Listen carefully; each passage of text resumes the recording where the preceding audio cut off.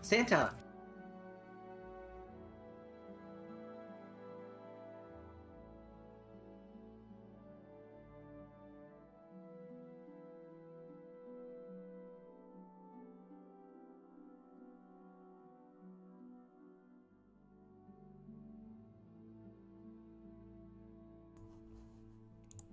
What's up, fam? Jeez Louise.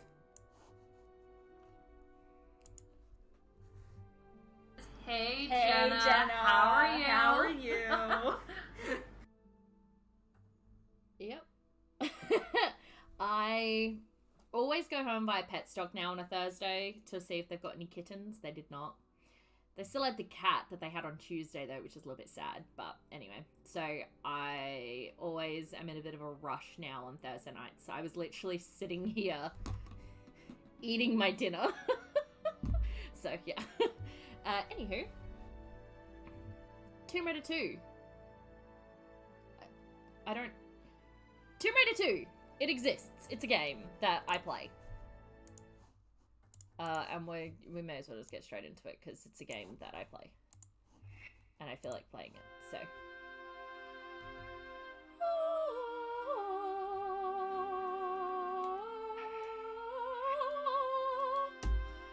When I was a kid, that used to be me all the time. Special conversation for Scoot, could they really not retcon that poor woman? I know. I honestly feel like it would have been kinder to retcon her. It truly would have been kinder to retcon her. I mean, it was a harsh lesson for Gwen to learn. But I feel like it's one she need... Oh, wait a minute. This is the one with the...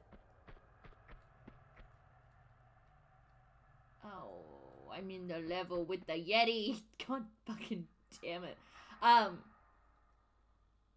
Like, I feel like it was a lesson.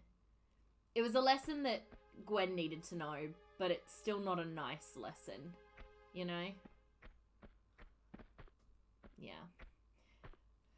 Once she knew she didn't want to know and Torchwood could fix that. Oh, 100%. Oh, shit. Shit! Fuck my life. How is this?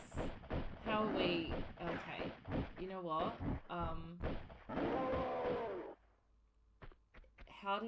How did that go so badly? Can we just...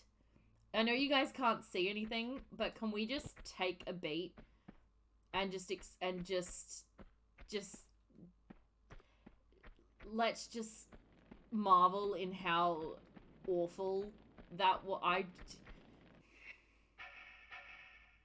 to the point where I actually think I want to restart, because that was just... All right, we'll just take two. We're gonna take two, because that was terrible. Hey Nick, how you going? Just straight into Yeti Murder City. That was pitiful. Oh, I feel like I'm rusty. I shouldn't be rusty. Like, it's not like I took a week off, you know?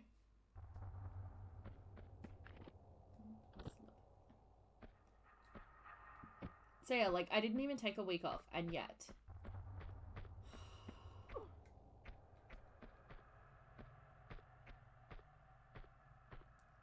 Alright.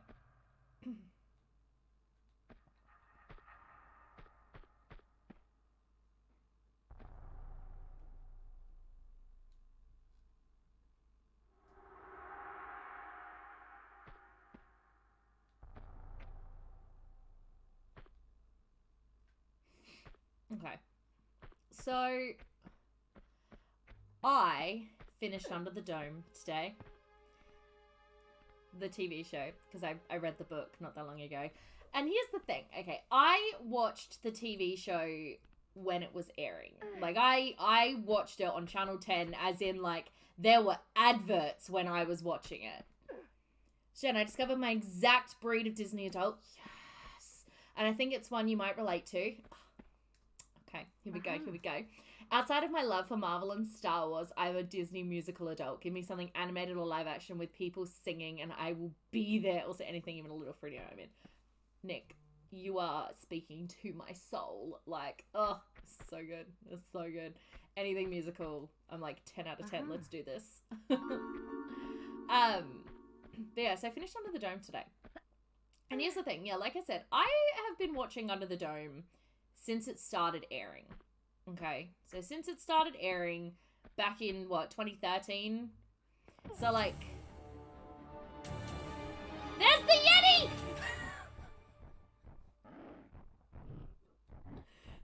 God damn it! So I was watching it weekly. Yes, okay, yes, I do include Glee in that. Oh my god, I have so much fun watching Glee. Every 6 months, maybe, I go through a Glee stage where I'm like, must listen to everything Glee. Must watch everything Glee. Okay, you know what? So, Yeti, can we not right now? Thank you for the quote, Corey. There's the Yeti! Oh. I want...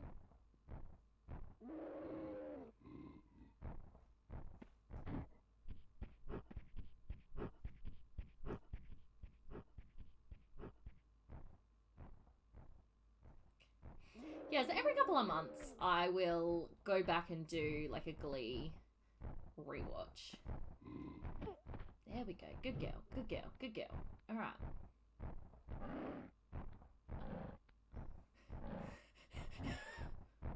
Oh no. Do you see what's happening here?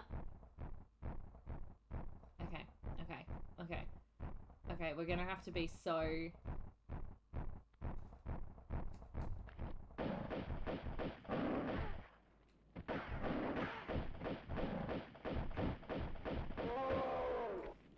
I don't know how much of that you guys saw because it was dark, but I just pulled off something fucking specky. We jumped backwards over the Yeti while pulling out our weapon. Oh. Alright, I'm feeling good. I'm feeling good. I'm feeling good. If me and Kurt didn't share our real brain cells back then, we sure as fuck do now.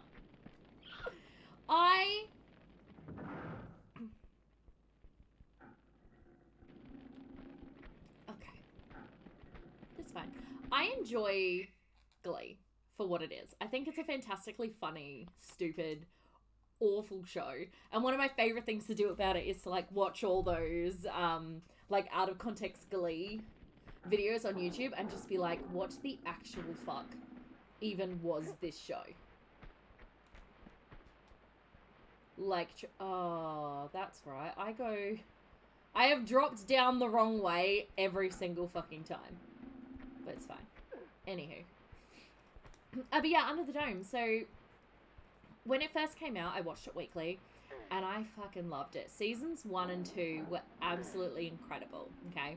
Season 3 was not as good. But I still loved it. You know? I still absolutely loved it. And I was really upset when the show was cancelled. I was like, God damn it, you know? Anyway. Then I read the book this year. Shit! Oh, no. Yeah. Then I read the book this year. And the book was incredible. It was so, so, so good. So then, after reading the book, I was like, oh my god, I should rewatch Under the Dome for a couple of different reasons. First reason is because I'd read the book and I decided I really liked it. And second is because, you know how I have that app that tracks all my TV show watching? Well, I also like to have all the shows that I've watched previously on it. However, I don't want to screw up my stats. So because I don't want to screw up my stats, what I have to do...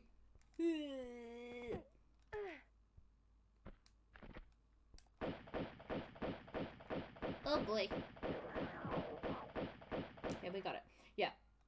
Because I don't want to screw up my stats. It means that I can't just go in and mark off every single show I've ever watched as complete, because that will really fuck up my stats something fierce, and I don't want to do that.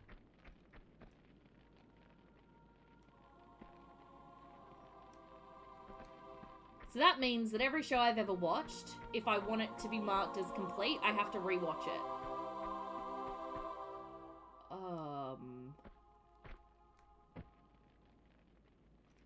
Well, this looks like a terrible time. So Under the Dome was one of those shows that I wanted to watch, like wanted to rewatch. And I did. And I was expecting it to actually... What? No! Fuck off! Are you shitting me right now? Bitches! Oh, what the fuck? No. Oh, no. Oh, boy. Oh, dear. Getting in the water was dumb.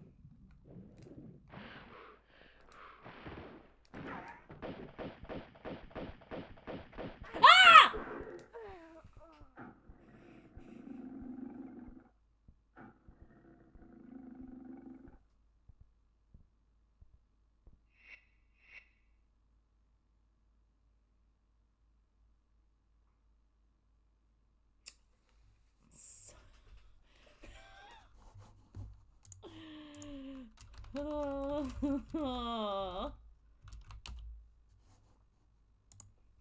I don't know why this game has such a jump scare ability for me.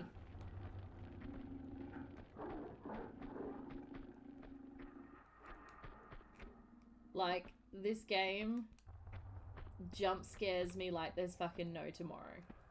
And I don't think that's fair. But here we are.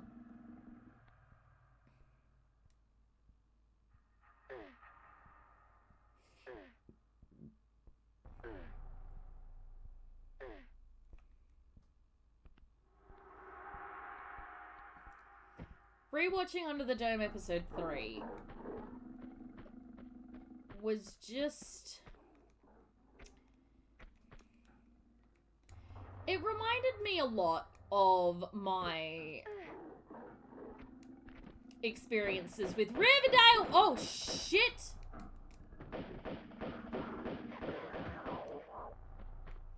Anybody else know they were there? No? Cool. Yeah, it reminded me a lot of my experience with Riverdale. Everything that happened, I just kept being like, what the actual fuck? You know, Corey is here somewhere. I don't know where, but he's here somewhere.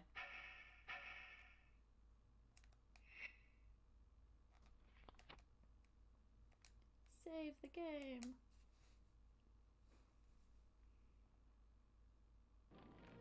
Alright, let's get some different pistols out. Because...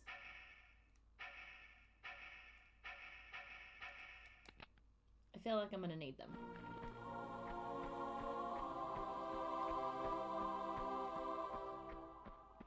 Alright, okay.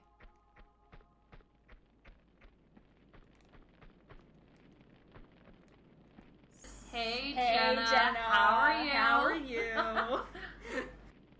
Hey, Kaden. I am good. How are you? Just trying to... There.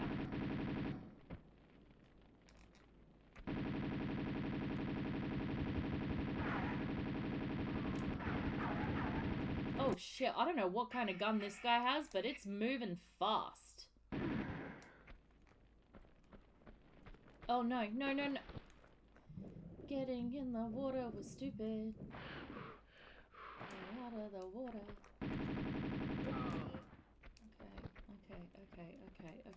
Okay. Alright, so I also have a decade of Disney live action musicals to watch. I'm talking the Disney Channel ones. Nick.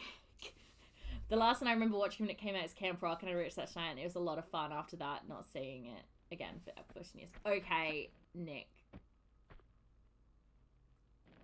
Why? Okay, Nick.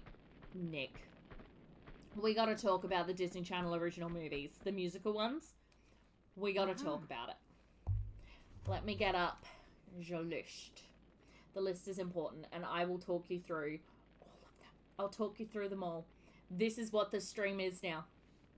It is now going to be Disney Channel original movies, and I have no regrets.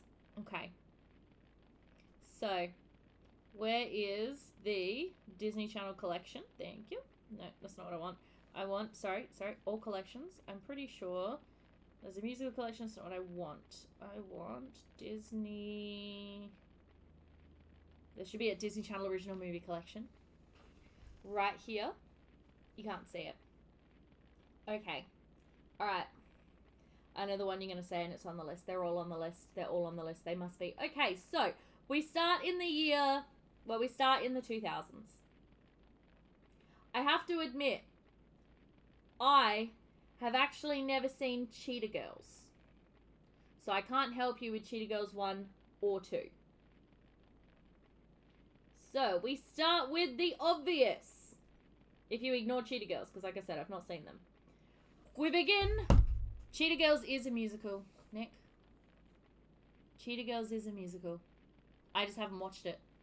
Never seen Cheetah Girls. Shame. I know. I've actually never seen it.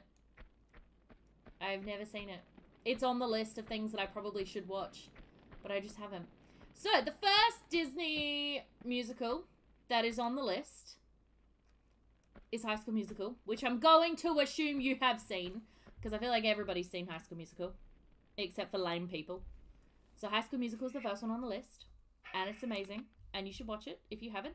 Then there's Cheetah Girls 2, which once again, I didn't watch the first one, so I haven't seen the second one, and I'm really sad about it.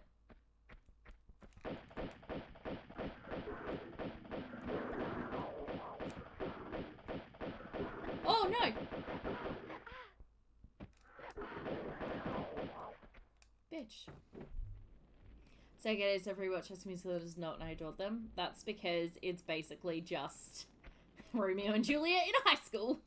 Then High School Musical 2, again, you've probably seen. Then Camp Rock, which you have already just discussed that you have seen. So we'll move through these ones quite quickly. Then there's Cheetah Girls One World, which again, I haven't seen. I really need to get started on the Cheetah Girls thing because I haven't watched it.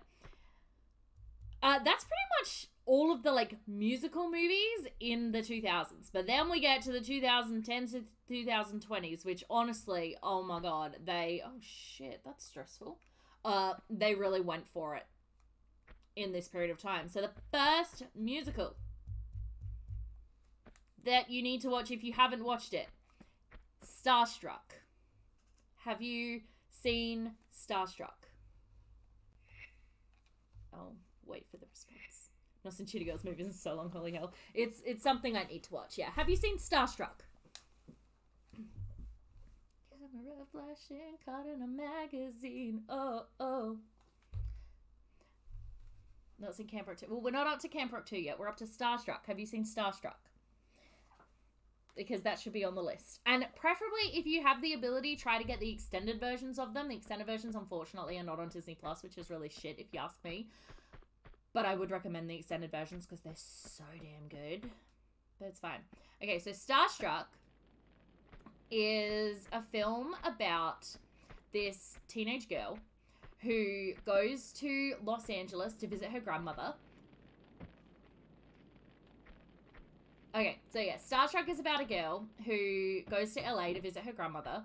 And while she's there, her sister, who's obsessed with this celebrity, he's a singer called Christopher Wilde, is like, oh my god, I know where Christopher Wilde's going to be tonight. He's playing a show. We should totally 100%, go. Yee, get off! Oh, I was hoping I'd land in the water. Damn it. Is it because I'm watching them? Oh, damn. That's upsetting. They're still good. They're just better extended. Yeah. So then she goes to this party with her sister. Her sister goes inside the party to, try to meet this guy and doesn't, succeed. But the guy, then, Christopher Wilde, he hits her with his car door. Well, not his car door. He hits her with a door and is like, oops, better take you to the doctor. And then they strike up a little bit of a friendship. I really need to stop fucking falling off of shit. Oh yeah, then they strike up a bit of a friendship and that's how it goes. So the musical aspect of it is he's a pop star and so you get to hear all of his songs and it's so good and it's amazing. And then next on the list is Camp Rock 2, which you haven't seen Camp Rock 2? Camp Rock 2 is not as good as Camp Rock 1. It's still enjoyable. Oh wait, is that a door? Yeah, Camp Rock 2, not as good as Camp Rock 1, still fun, still like it. Has some really great songs. Like, the soundtrack of Camp Rock 2 was absolutely fucking stellar. I absolutely loved it. I trust nothing and no one. It's just how we are. Okay. After Camp Rock 2 is Lemonade Mouth, which could honestly be my favorite Disney Channel movie of all time. It's just so good. It's incredible. It's a fantastic film. Oh, I don't like... Oh, no. Oh, boy. Yeah, I love it. I think it is absolutely fucking fantastic. Okay. I don't know if that's what I was supposed to do, but here we are. Probably not. You're probably supposed to get up some other way. I did squeal having a nostalgia trip seeing Demi and the Joe Bros on screen together. It's a good time. It's a good time. But yeah, Lemonade Mouth is about this group of kids who... Shit! Okay. It's about this group of kids who meet in detention and they form a band and then they're like standing up for the little people and giving a voice to the unheard, and it's just this really empowering, brilliant film, and the songs are bangers and it's just so good. It's so good. Highly cannot recommend Lemonade Mouth enough. Then Frenemies has a dance number, but it's not technically a musical film, so probably not one that you're looking for. Then there's Let It Shine, which is like, I don't really like Let It Shine. It's more of a rap musical, not a big fan. Have only seen half of it because I wasn't a big fan. So, yeah, I don't like that. Then we get to Girl vs. Monster. Now, Girl vs. Monster is not a traditional musical movie in that half the time you don't know it's a fucking musical movie until you are halfway through it. Not even halfway. There's a musical number right at the beginning of the film, and you're like, oh, huh, okay, that's... Why is there a musical number? And then they just keep going, and there's more than one musical number, and you're just like, but, like, why do these musical numbers exist? There's literally no there's no reason for it, but they just for some reason decided it needed to be a musical. Now, Go vs. Monster is about this girl who has no fear. So she basically is not afraid of literally anything, and her parents never let her go out on Halloween. But there's this really fancy Halloween party where the guy that she's crushing on is hosting, and his band is going to be playing, and she's like, but mom, she's like, but mom, dad, I really want to go to this party. And they're like, no, you can't go to this party. So she, they literally lock her in the house, basically. And she cuts the power in order to turn off the alarm so that she can get out of her house. And turns out her parents are, this is all in the trailer, not really spoilers. Turns out her parents are, monster hunters, and they have trapped a monster that stole all of her fear when she was a baby. So now that the monsters are getting out, all of her fear is returning. And then the rest of the movie is about her and her friends desperately trying to find a way. Why will you not grab onto the... Desperately trying to find a way to, trap the monsters again. And it's great. And yes, it's a musical. You just wouldn't pick it as a musical, but it's a musical. And again, the songs are bops. Next, we have Teen Beach Movie, starring Ross Lynch and Maya Mitchell. And Teen Beach Movie is one of the most fun movies that I have watched in such a long time. So Teen Beach Movie is about this girl named Mac, Mackenzie, but everyone calls her Mac, and this guy called Brady. Mac is about to leave for this really fancy boarding school, and she... Why do you keep I don't care about this. Please stop showing me that. Oh, yeah, so she's about to leave. Oh, this isn't where I want to be. Okay, she's about to leave for this, super fancy boarding school, and Brady, who's her boyfriend, is like, whoa, where are you going? And his favorite movie is Wet Side Story, which is a retelling of West Side Story, but set at a beach. basically. It's set on a beach. So Mac, the day of her flight, she goes surfing because her and Brady are both surfers. That's how they met. So they go surfing. Come on. There we go. Good girl. Good girl. So yeah, she goes surfing and Brady has to go out to catch her because there's this massive wave and like it could kill her and everything. And then they get instantly transported into the movie. Oh, what? There's nothing up here. What? Why give me a ladder if there's no... Why give me a ladder when there's nothing up here?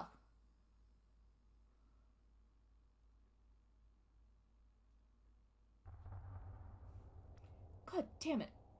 Oh yeah, so they end up trapped in this movie musical and they accidentally change the movie. And when they change... Oh, there it is. And when they accidentally change the movie, it means that they then can't get home because they need a storm, and the only storm that they know of is at the end of the movie. Oh. Well, that's not helpful.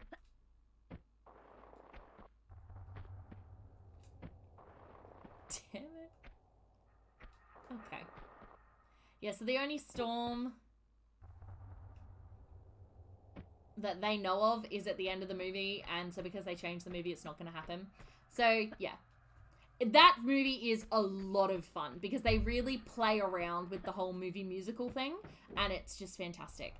Then you got Cloud9 Zapped, How to Build a Better Boy, none of which are musical movies, all of which have musical numbers. So you can kind of take your pick. Like Cloud9 has this musical number, but not really musical number because it's got the main characters, both of whom are fantastic singers.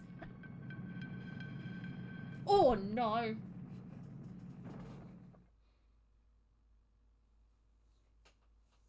I just swan dived into the floor. I snapped Lara's neck like, ugh. Shit. Fuck, my bad. Sorry, Lara. Honestly, it was only a matter of time before I did that. So that's Cloud9. Then he got Zapped, which has, like, because it stars Zendaya, so it has, like, this musical dance number. It's not great. Then How to Build a Better Boy has a moment where they sing Love You Like a Love Song. Again, for literally no reason. Bad Hair Day's fine.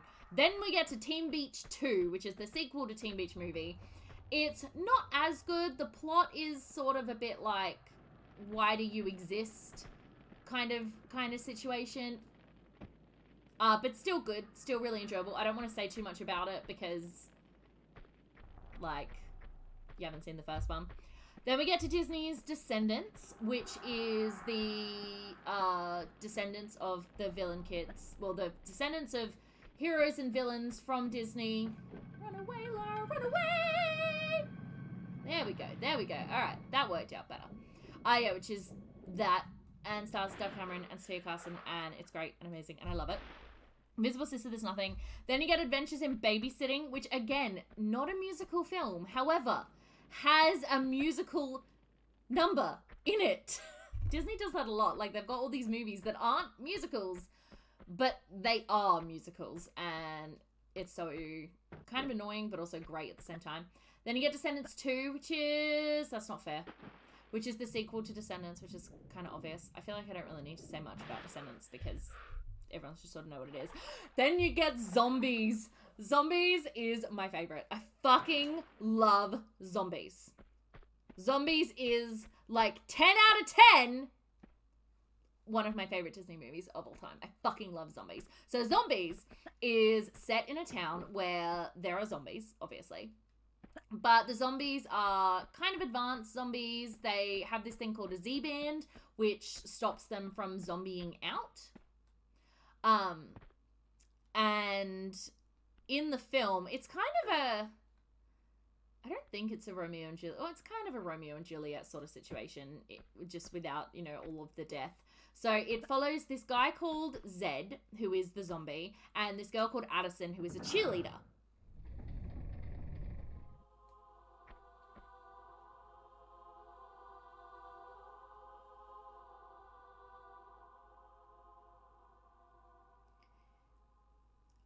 don't know about you guys, but I feel like this is a trap. I feel like this is a trap. So the film follows Zed and Addison on their first day of school. So Zed is going to a human high school for the very first time because zombies are relegated to Zombie Town and have to, like, stay there. They're not allowed to leave. Oh. Okay. And Addison is trying out for the cheerleading team because cheer is in her family's blood, basically. Her cousin is captain of the cheerleading team. Bucky, he's a little bit full of himself, but he's still like 10 out of 10. Great character. I actually love Bucky. He's so fucking funny. And then the film sort of revolves around Addison and Zed meeting each other and realizing, you know, maybe zombies aren't all that bad and everything like that, basically. Long story short. The very next musical after that is actually Freaky Friday. Now, Freaky Friday, the Disney Channel film. So I'm not talking about the Lindsay Lohan one, obviously. I'm talking about this new one that they made in 2017, maybe 2018, I want to say.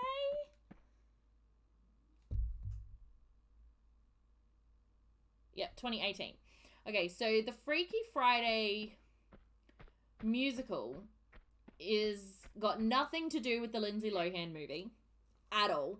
And it's based on the stage musical, which is based on the book. Whereas the Lindsay Lohan film is just based on the book. So the stage musical was adapted into this film. And it's surprisingly fantastic. Like, I actually really, really enjoyed it. And I feel like the reason why I really, really enjoyed it.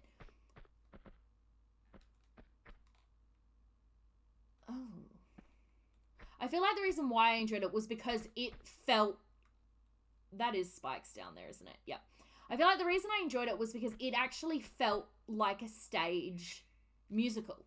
And like even the songs, you know how films, you know how movie musical songs, like movies that are, hold on, what am I trying to say here? Okay, so you know how movie musicals that aren't adaptations of stage musicals, the songs sound still kind of popish and less musical-ish. Does that make sense? I feel like if you're a theatre kid, I feel like you kind of get what I'm trying to say. It's like a stage musical has a very particular way that songs are written, has a very particular way that songs are sung. Whereas like a movie musical might just be songs in a musical. That's sort of how I feel. Okay? So Freaky Friday is a lot of fun. Yeah, you get me? You get what I'm trying to say? Yeah. So Freaky Friday is... Oh, what the fuck?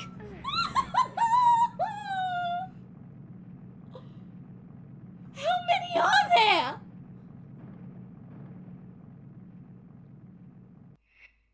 Holy shit. So yeah, Freaky Friday I actually loved.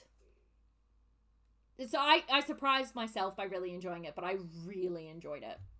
Then after that, there's actually technically the Kim Possible movie. Again, not a musical. So, look at La La Land for example of that. Looking at You Another Day of Sun. I haven't seen La La Land, but I feel like I should. Alright, here's what we're going to do.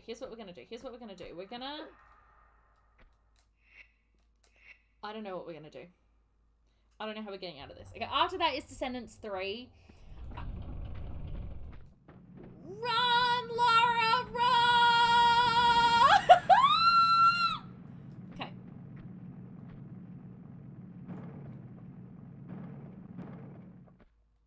There we go. So, Descendants 3 is okay. Descendants 2 is the best of the 3 films. It's incredible, but Descendants 3 disappointed me a little bit. I was a little bit disappointed in the costume choices.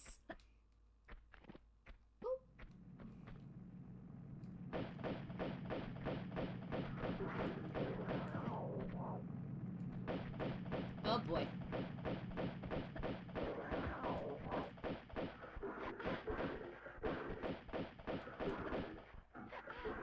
Laura, why are you like this? Yeah, no, I was disappointed by Descendants 3. I felt like the story was quite weak. The songs just weren't it. Like, you go from here. So the Descendants 2 songs are like up here, and then you get to the Descendants 3 songs, and with the exception of the very first song, the Descendants 3 songs are like down here.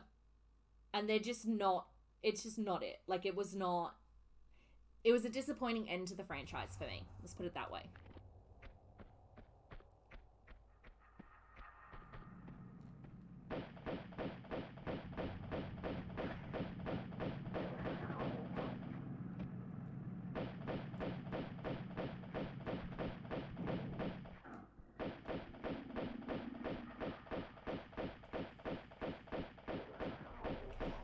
But then we move on to Zombies 2. Now, Zombies 2 was a fantastic film. So Zombies 2 obviously follows on from the events of Zombies 1, but it includes the werewolves, and the werewolves are so fantastic. The songs, again, the songs are such a step up. Like, they went from here to here, and I was like, holy fuck. Cannot stress enough how much I love Zombies 2. I love the story. I love everything. Lemonade Mouth and Descendants, the one who genuinely want to see along with Teenage Movie. I would put Zombies above Descendants any day of the week. Truly, which is hilarious because I never thought I would say that, but I would put Zombies over Descendants any day of the week. Like, Zombies is where it's at. That film franchise. Because, and the reason I would say that is because Zombies 3 did not disappoint. Okay? So Descendants 3, like I said, Descendants 3 really let me down with their last film. Like, it wasn't it. It wasn't great. But Zombies 3, I finished that film and I was absolutely sobbing from joy. Like, it was just fantastic. And I thought that's how I was going to be with Descendants 3, but I wasn't. And that's why I'm disappointed by Zombies 3, because by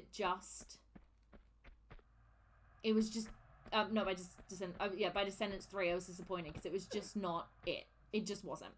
Zombies 3 just blew me out of the water.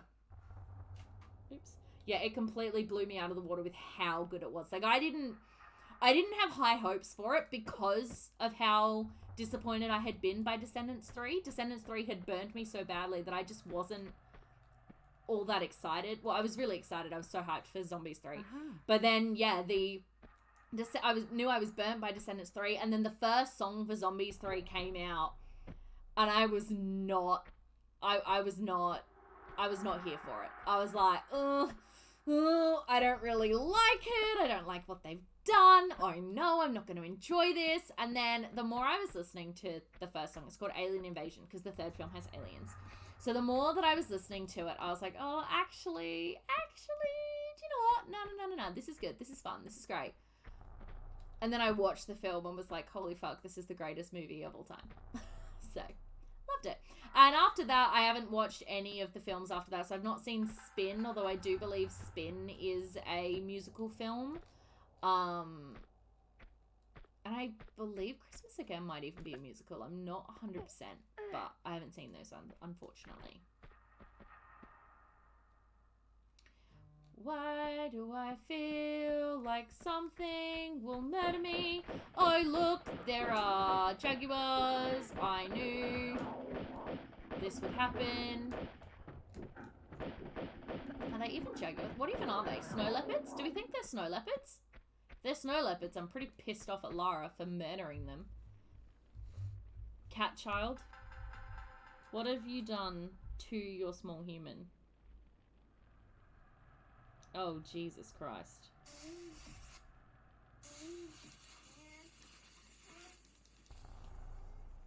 I see she has discovered the whole if I fits, I sits situation.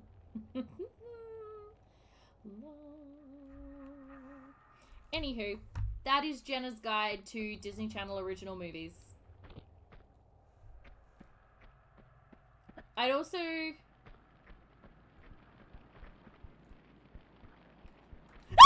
Damn it! Fuck me! Why?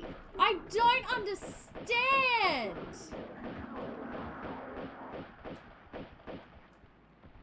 This is not a horror game!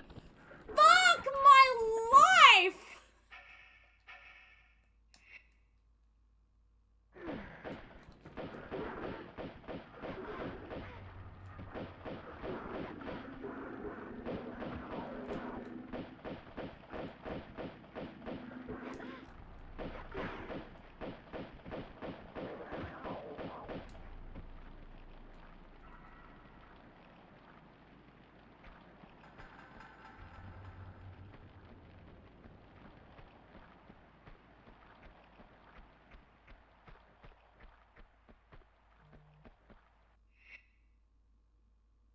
This sucks.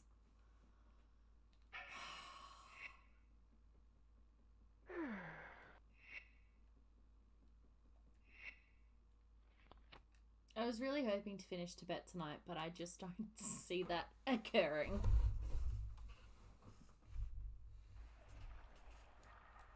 I just do not. After Tibet, we gotta go back to China. And then the epilogue, and then we're done. Okay.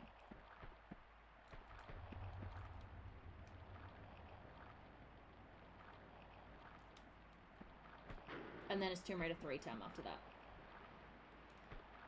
Hey Jen, I have an idea.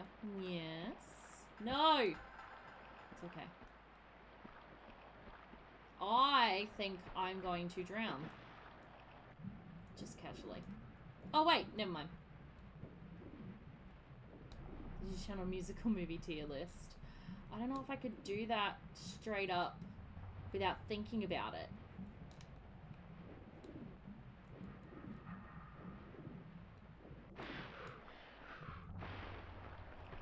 I'd have to think on it and get back to you. There's a lot that will go into a tier list. You know? Okay, no, I can't get up there. Are you shitting me? What do you mean?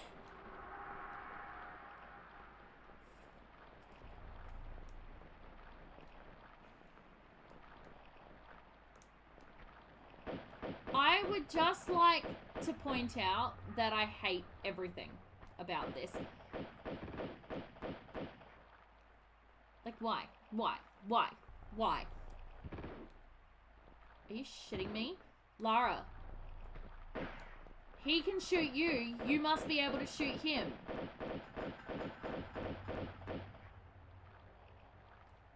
At least it's not a song tier list. Yeah. I don't know if I could do a song tier list. I could tell you my favorite songs, like, from each franchise. Well, could I? Actually, I have been wanting to do a Disney Channel song tier list, honestly. I have been wanting to.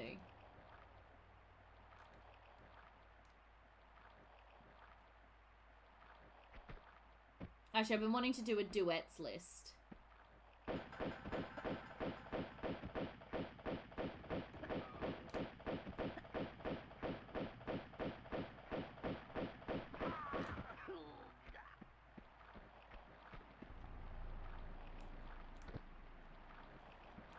Because I think something might have, well, something did knock You Are the Music in Me off my top spot.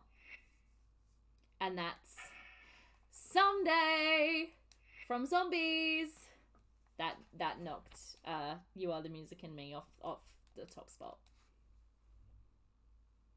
We love it. Alright. So I got my face. What am I supposed to, do with it?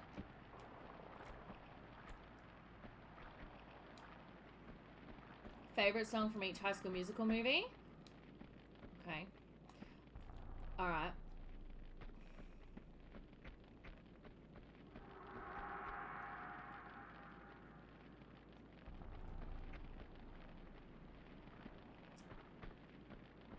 Hold on. Oh, wait, there's a... Wait, how do I... No, I think that's a much later kind of deal. I think I got all I need to from this room for now. Alright, favorite song from each High School Musical. The first movie... At the risk of sounding cliche, my favorite song from the first movie is Breaking Free. I love Breaking Free. I think it is fantastic. It's a great movie. I absolutely love it. Oh, great song. I love it. High School Musical 2.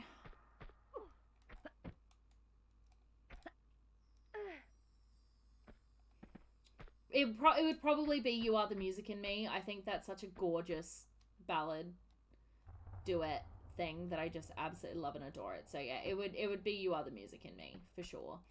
And High School Musical 3, my favorite song would be High School Musical. I just love that song. Love it, love it, love it. It's so good, so good, so good. Favorite song from... We'll do all of them. We'll do all the franchises. That's High School Musical. What franchise would you like? What franchise would you like next? Camp Rock, Zombies, Descendants, Teen Beach, or like the standalone movies, Starstruck or Lemonade Mouth? Cause guess who is stuck with what she should be doing next? Aha! See what happens when you light up the room and you can see shit. Duet version of You Are the Music with just Troy and Gabriella. Well, yeah, not the one with Sharpay. Has to be Scream. Nah, High School Musical all the way. Although Scream is good. I'll bet you anything something is going to come out of this and try to murder me, yeah? Why is this room so fucking dark?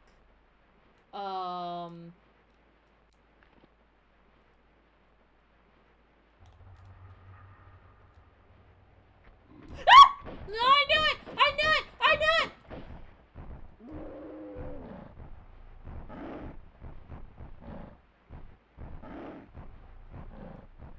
Wait, I remember this room.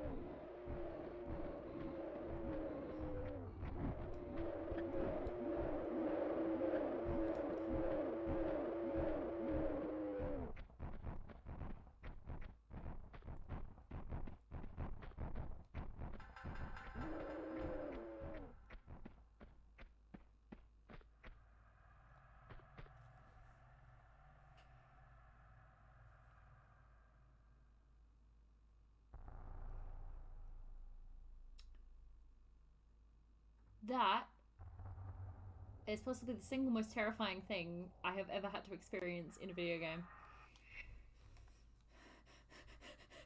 I think they're in cages, which is why they couldn't get me, but like, oh my god, stress. Alright, guess I'm going back in, guys, because there's nothing else for us to do out here.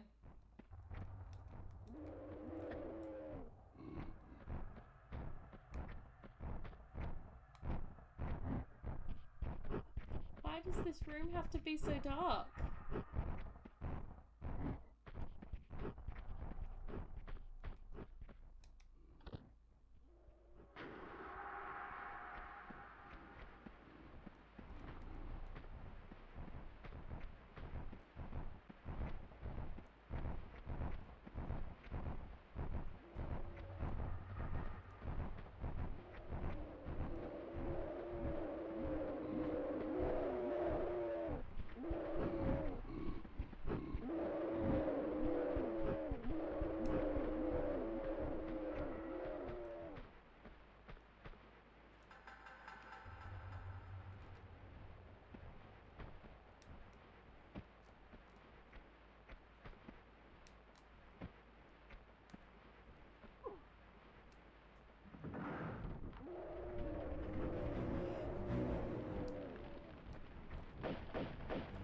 Oh shit, I'm standing in the fire!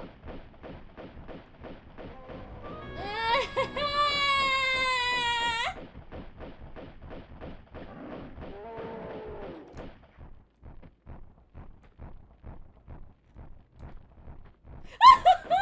another one I didn't see where it was. Oh god, oh no, oh no, oh no. Okay, you know what? We're just gonna...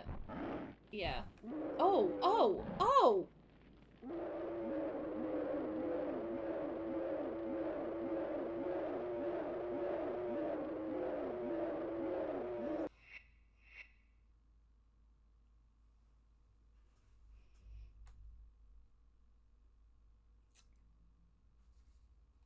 Okay.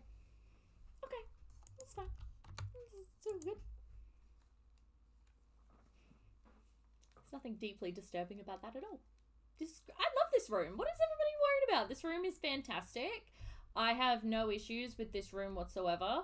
I love this room.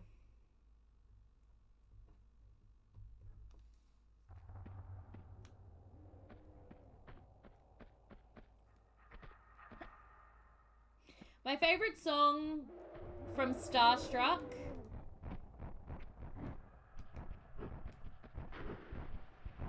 Again, at the risk of sounding cliche, my favorite song from Starstruck would honestly, it would probably be Something About the Sunshine. Like, I don't want to sound... Saw that coming. I don't want to sound cliche, but yeah, it would probably be Something About the Sunshine. I fucking love that song. Been breaking free of a fun story when I was watching the movies. It was a car singing movie that song one day. Yes. I love it.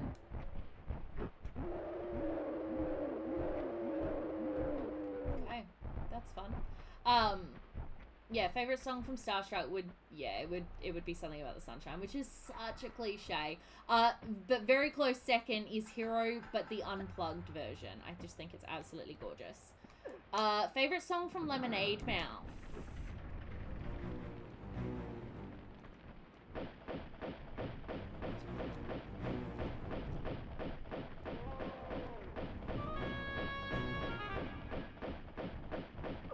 Shit, shit, shit, shit, shit, shit, shit, shit, shit, shit, shit, shit, shit. Are you shitting me? Is there more?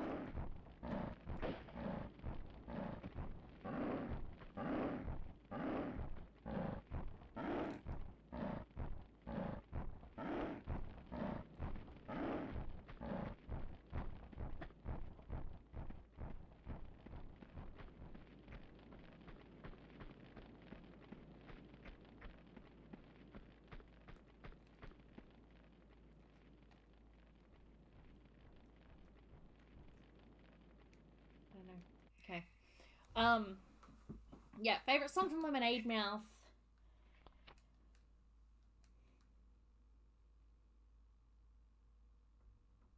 Probably Breakthrough. Yeah, probably Breakthrough. I love that song. I think it would be Breakthrough. Favorite song from Teen Beach Movie.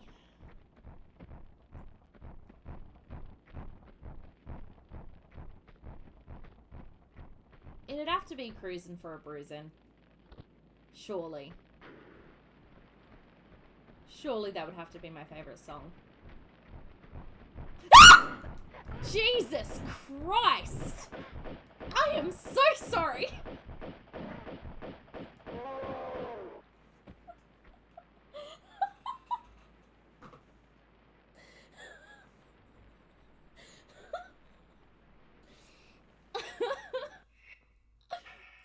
Really funny about this room. You know how I said I remembered this room?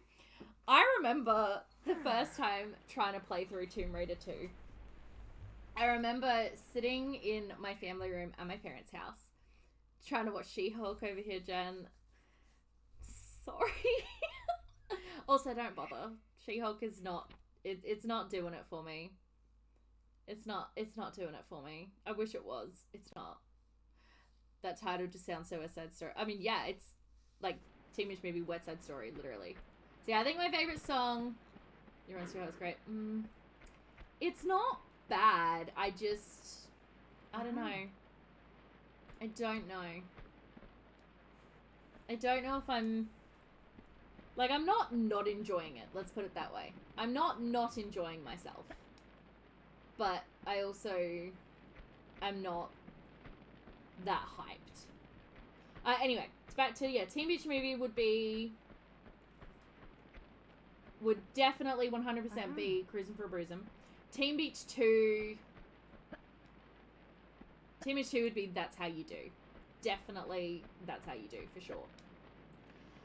Disney's Descendants. So, the first film, my favorite song would be...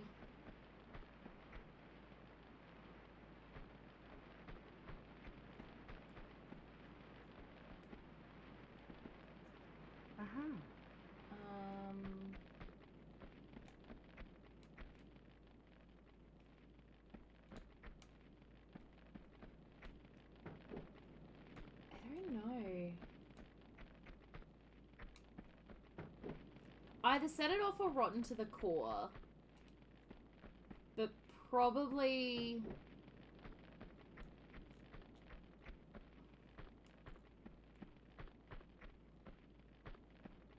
Okay, no, I'm sorry. There has to be something else in this room.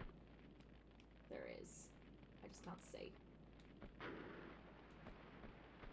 Okay.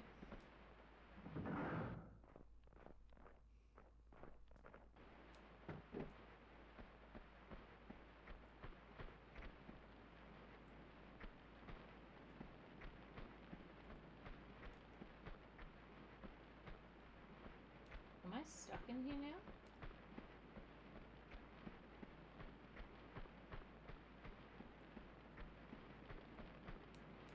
Oh.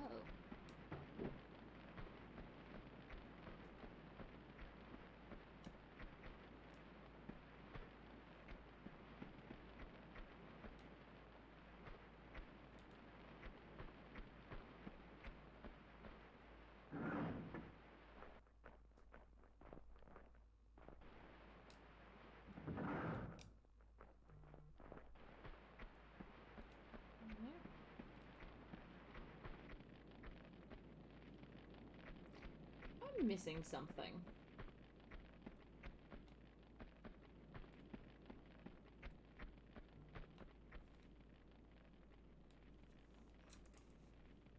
Teen Beach 2, not Teen Beach 2, sorry, Descendants 2 favorite song is Chillin' Like a Villain, hands down. That song is just 20 out of 10. Sophia Carson absolutely murders that song, and it's brilliant. Very, very close follow-up is Space Between, because Dove and Sophia slay that song.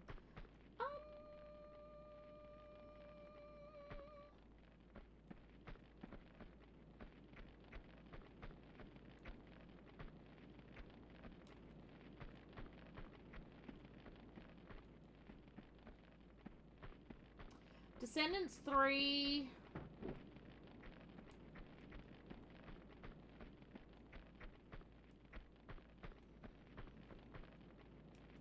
My favorite Descendants 3 song would probably be Good to Be Bad, I reckon. Yeah, probably be Good to Be Bad. One of the few songs I've heard from the movie besides What's My Name and both are bops.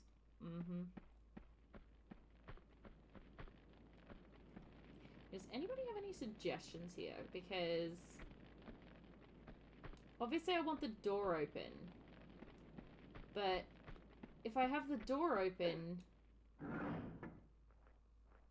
So if I close the door, the gates will be open. But if I close the door, the gates are shut. And I don't think you can, like, beat them.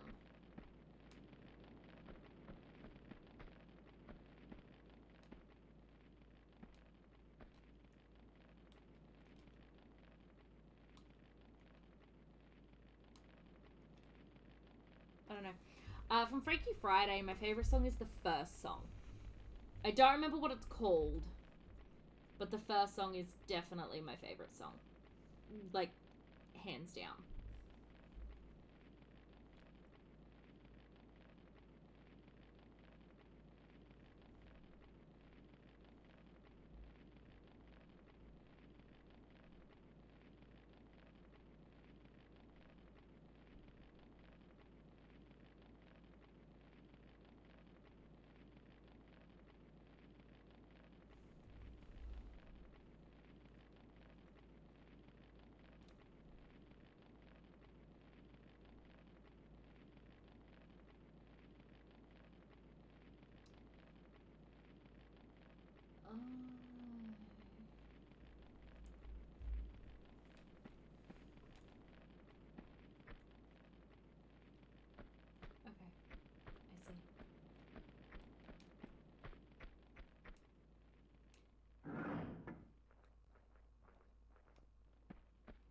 Alrighty, so for zombies, my favourite song in the first Zombies movie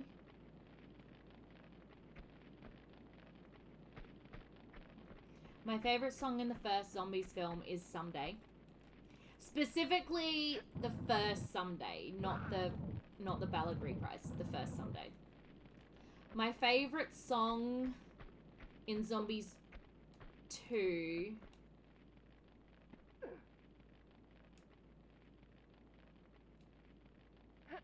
is probably Call to the Wild, I reckon.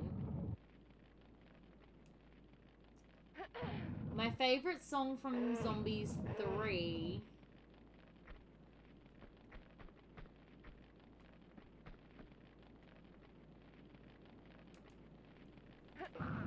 back after watching She-Hulk. Corey, you have missed all, and I mean all, of my jump scares tonight. Although I'm sure you may have heard, one of the screams was very loud. That one I'm sure you have, that one I'm sure you heard. Because that one was, where I had them. In my defense, the Yetis are really scary. This room was horrible. There were so many. Yeah, I think my favorite Zombies 3 song, I don't even know how I would pick. It has to be Nothing But Love. It has to be. Oh no! No!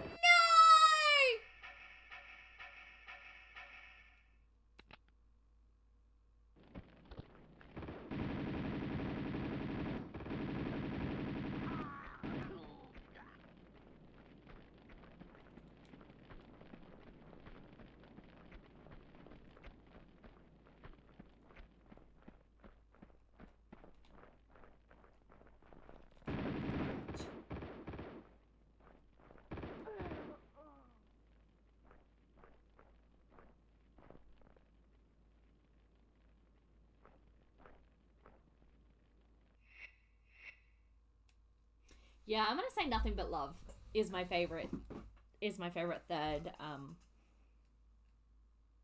favorite song from the third movie. In a different point of view. So good.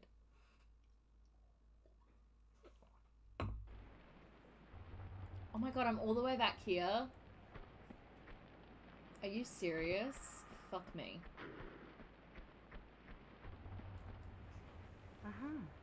That's just not fair.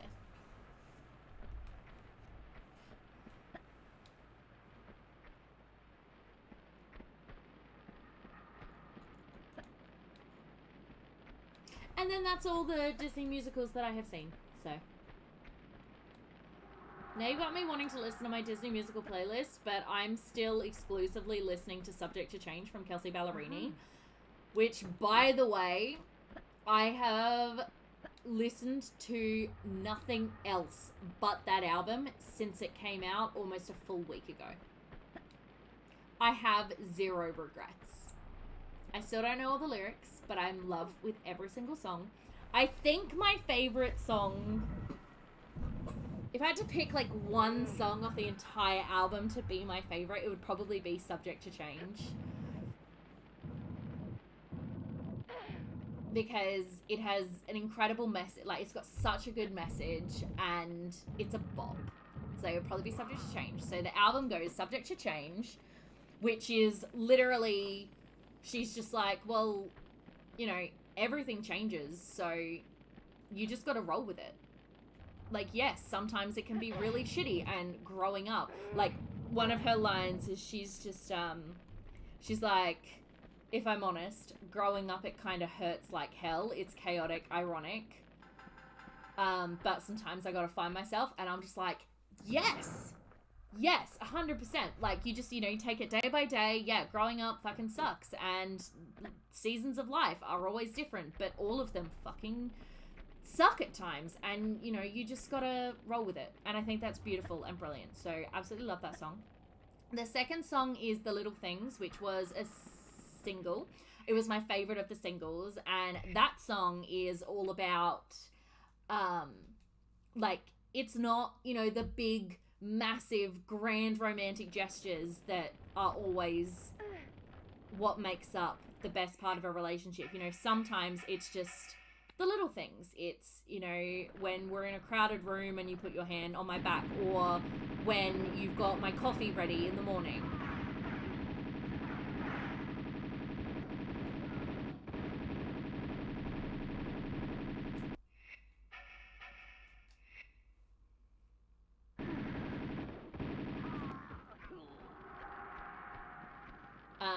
So I love that song. Then after that is a song called Can't Help Myself. That song is also fantastic. So that song is about, she's just like, you know, well, I could go to bed on time, or I could, you know, do that load of laundry, but it's nighttime, you know, the sun's gone down, my girlfriends are calling me, and let's go out drinking.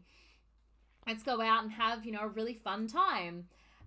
And she recognizes that it's kind of a problem, because she's using it as a bit of a coping mechanism, I guess, with some of the changes that have happened in her life. So she's using it as a bit of a coping method. And she realizes that it's not super healthy, but she just, you know, Lord help her, she can't help herself.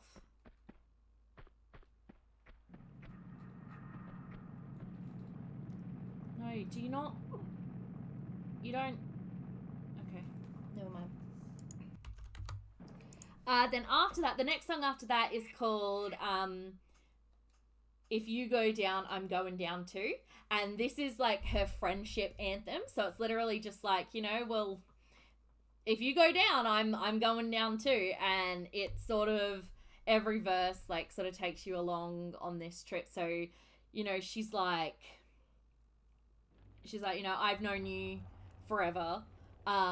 If I have a mess I gotta clean up, like, I know you're gonna show up with bleach, you know, like, you're gonna be my girl. Then the second verse, it's this first verse. The second verse is like, well,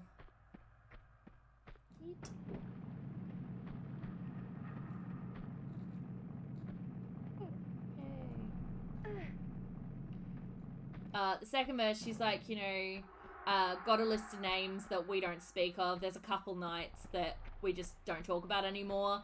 You know, I've deleted a bunch of proof and photographs, and if you ever need an alibi, like, I'm here for you. Which I think is great. And so then she's like, you know, isn't it great that we're the same kind of crazy, so there's no judgment between us or trying to keep score or anything like that. It's just, we are who we are. And I'm like, yes, I love this. Female friendship is the fucking best thing ever. Which is really cute. And then it's like, hold on, yeah, keep it in score. And then she's like, well, you know, if you rob a bank, like, I'm your getaway Mercedes. Like, if you rob a bank, I'm your getaway car. That's where she's, you know, she's like, if you rob a bank, I'm right there with you. And then the bridge? Would it be considered a bridge? I don't really know. I think it's considered a bridge. I'm not really up to date with, like, song cultures. So the bridge is like, you know, I know all your deepest secrets, you know all my deepest secrets, and then the best line in the entire song is, hypothetically, if you ever kill your husband, hand on the Bible, I'll be lying through my teeth, and I'm just like, yes! Aloha, how you going? And then the outro part is like, our bodies are buried and they're in the same ditch, so even if I wanted to, I couldn't snitch. 30 to life would go quicker with you. So she's basically like, well, we're putting this together. So, and I just think it's beautiful. Absolutely fucking beautiful. It's a fantastic song. Okay. You realize there's such a thing as a jump button, right, Lara? Well, how was your trip to Tibet? Painful. It's painful. Definitely painful. The 5th song on the album is called Love is a Cowboy. And Kelsey has described it as, it's both a love song and a breakup song depending on where you're at with your relationship. So for some people, you know, it's like, oh my god, are you fucking shitting me? Bitch! So for some people, it's like, you know, oh, it's hard to tame him because he's amazing. And for other people, it's like, it's hard to tame him and he's a dick. So it kind of depends on where you're at in your relationship as to how you perceive that song. And then, oh wait, do I want to be going up this ladder or do I want to be going down there? I don't know, I guess we're going to find out in a minute, aren't we? Then the next song is called Muscle Memory, and I love Muscle Memory. And Muscle Memory is literally just like one of those, oh hey, I didn't know you were back in town. Let's hook up.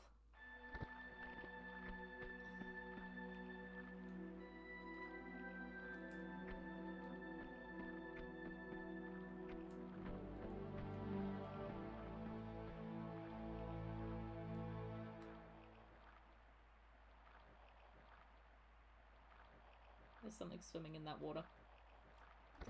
Oh well. That's that song in a nutshell. Song number 7 is called, I guess they call it Fallen.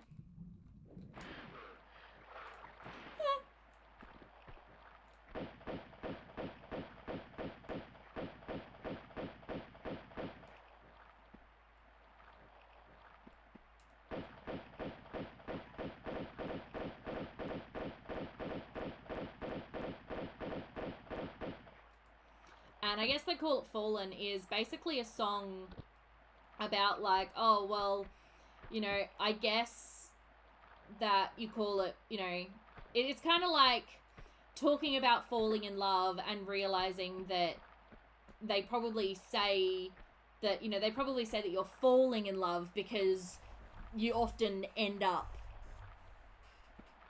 flat on your face, basically.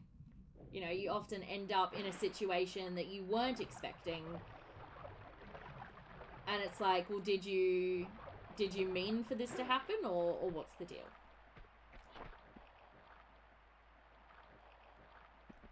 That was too close.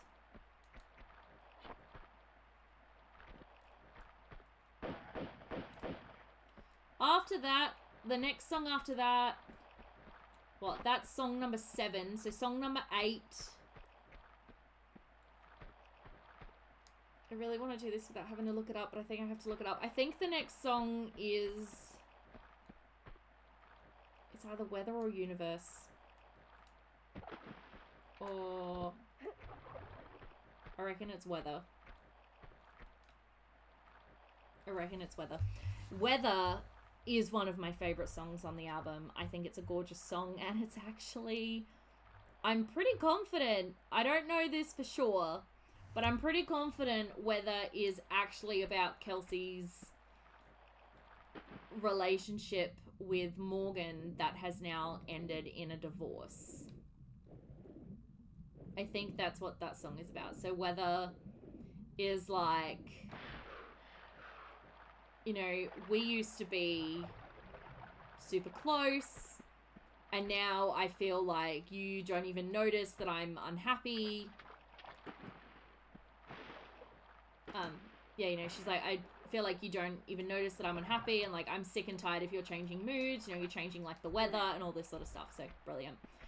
But then directly after that, we have this beautiful love song called Universe, where she's basically just like, look, I don't know why the world spins. I don't know why, you know, the sky is blue, but I do know that you are my whole universe. And I'm like, that's a really interesting placement to put a song like that directly after a song that's basically about a relationship that's completely broken down.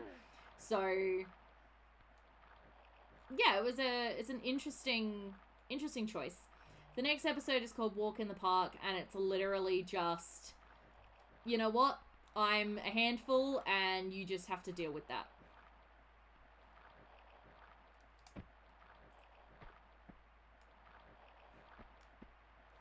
I'm feeling good about myself right now, I'm not gonna lie.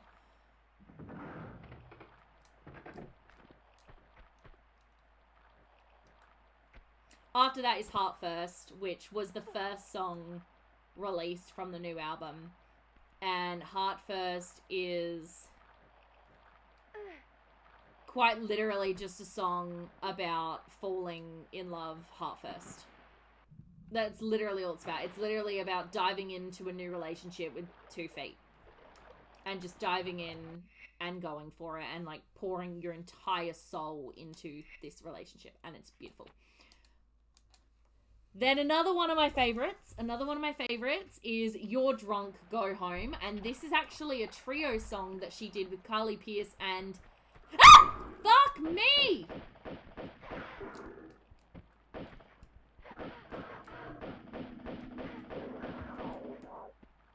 Yeah, and fucking Kelly Clarkson of all people.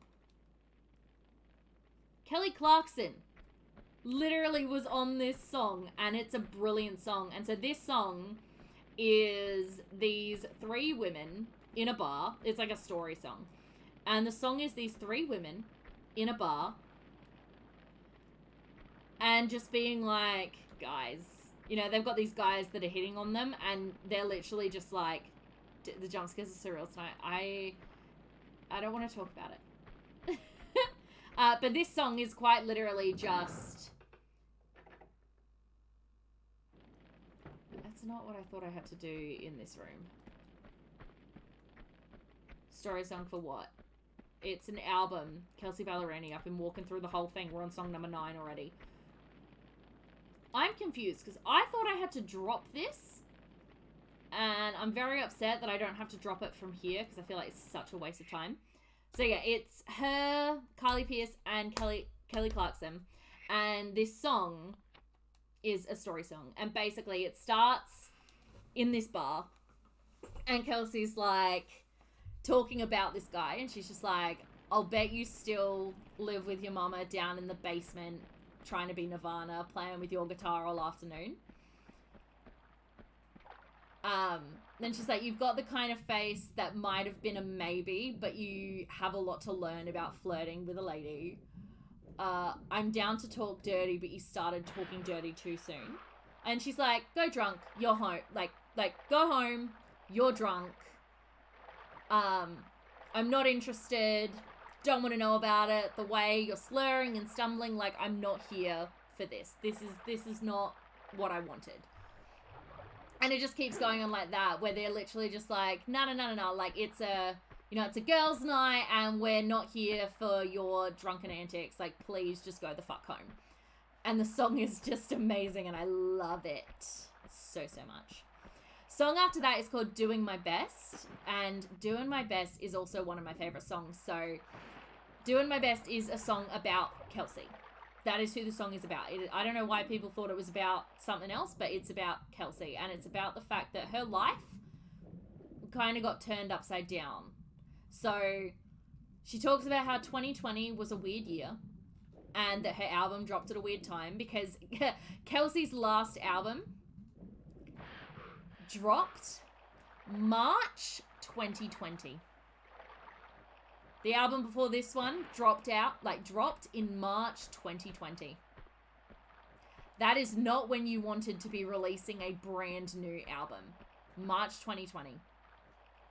So she's a little bit just like, it's a rough time. Yeah. So literally the first lines of the song is 2020 was a weird year. Album dropped at a weird time. Ain't no homecoming queen, but you better believe I cried. And I'm like, I believe it. I believe you cried. See, I feel like I have to be able to drop that thing in order to fucking get down carefully. So yeah, so she's a bit like, oof. Oh, it didn't die. It's honest. It's one of her best-selling albums. Like, that album got me through the start of the pandemic. Like, it dropped at a weird time, but people were looking for distractions, and that album came out, and it was the perfect distraction because it was a brilliant album. So, like, that album is what got me through the start of the pandemic. So, I fucking loved it. I loved absolutely everything about it. I thought it was brilliant. But it was still a really weird time to, be dropping an album. Then we do get a little bit of tea, because then she's like, I was friends with a pop star, put him on track 4. Just unfortunately... Oh.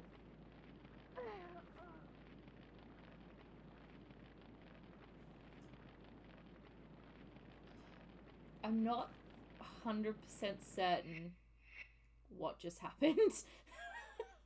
Yeah, exactly. Yeah, she couldn't tour, which is very disappointing, but, which sucks because the Kelsey tour would have been fucking lit. And so basically she's just like, look, life is not going the way I had foreseen it. Because, so also in that first verse where she's like, 2020 was a weird year, album dropped at a weird time, and a homecoming queen, but you better believe I cried. It then goes, therapy for 1 turned into therapy for 2, because when you get married that young, you got a lot of shit you got to work through. They started going to therapy. Obviously, it didn't work out for them because they ended up in a divorce. Which is so upsetting. I feel...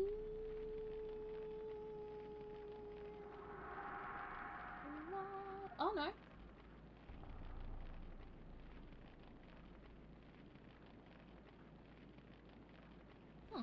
Okay, no, you don't drop this yet. Why did I think you dropped it? Yeah, it's all very sad. So, but they tried, like, they were trying to go to therapy, therapy for 1 turned into therapy for 2, but unfortunately it just wasn't meant to be. But then you get to the second verse, which is, I was friends with a pop star, put him on track 4, but I wish I hadn't. Like, I wish I could take it back because I wouldn't have done it. I don't exactly know the lyrics. So it's, hold on. I was friends with a pop star, I put him on track 4, but if I could take it back, or I wish I hadn't. Yeah, I wish I hadn't. If I could take it back, or I never would have.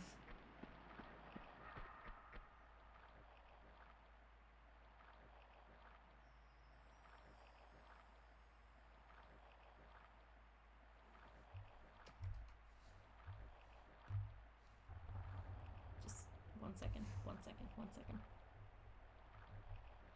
I was friends with a pop star. I put him on track 4, but wish I could take it back. I would have never asked if I knew we wouldn't talk anymore. So who she's talking about is on the Kelsey album. She had a featured artist on track 4, and it was Halsey. So Halsey was the featured artist on track 4. It was a brilliant song, by the way. But apparently they don't talk anymore. So, yeah. Apparently they don't talk. And I didn't know that until I heard this. You should have seen my face when she did that. I was just like, what? What do you mean? I don't actually think there was any particular tea. What I think happened is, because apparently Halsey's had a kid. I think what happened is, between Halsey having a kid and the pandemic, people grow, people change, and I honestly think they probably just grew apart. I don't actually think there's any big tea. I just think they might have grown apart.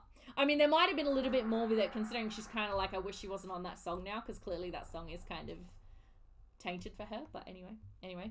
And then sometimes I try to say the wrong thing and it comes out wrong. Twitter kicked my ass. There's one less app on my iPhone. And I was like, damn. Like, I get it. Twitter can be a fucking cesspool, and I absolutely hate it at times.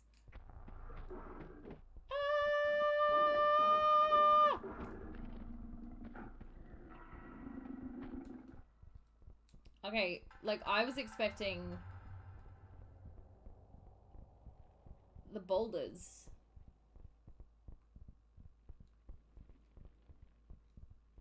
Twitter cesspool never. So, yeah. Okay, so that was fun. Hey, Yetis. Come and get me, bitches! Oh, they're not Yetis. Okay.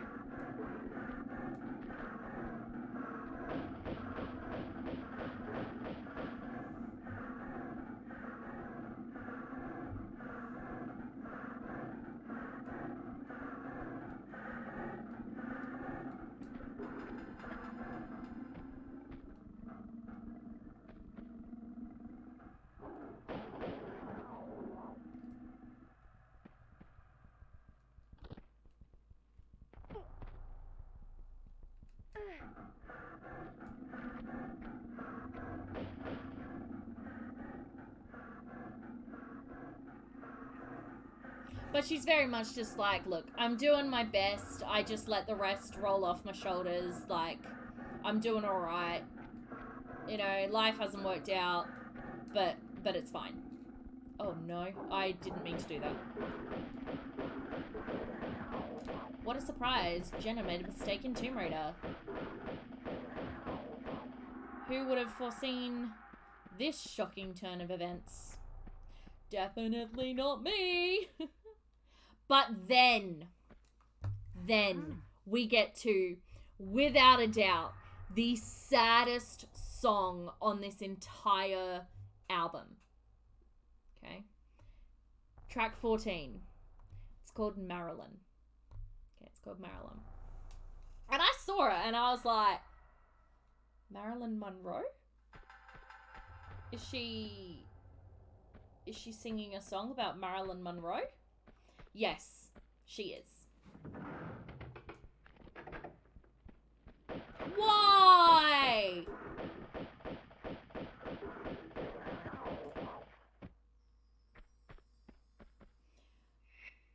However, this song about Marilyn Monroe is also, and paired with like the Twitter canvas, I kind of got a vibe where she's kind of like, look,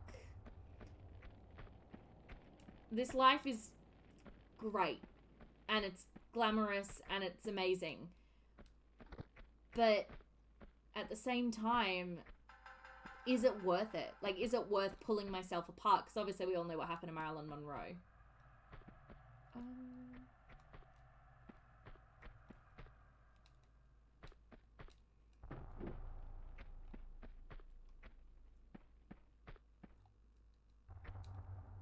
Oh, I see. Okay, I see. Oh no! Okay, I didn't mean to fall, but like it worked out for the best.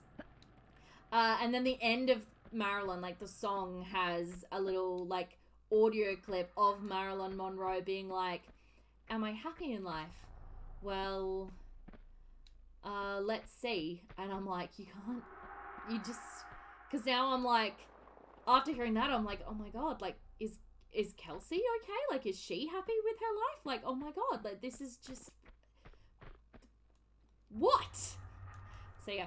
And then directly after that, we have another song that was a single. I appear to be missing something again. I appear to have missed oh, wait, that door's open. Oh.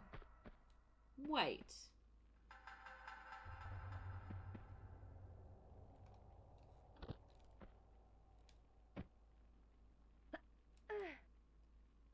Time is... Oh my lord.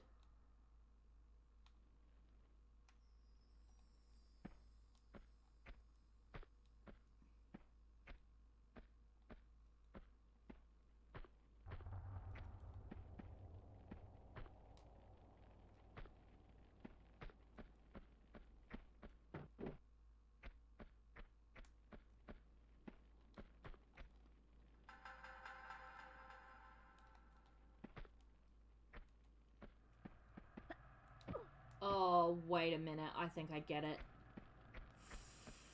Fuck this. Alright. Hold on.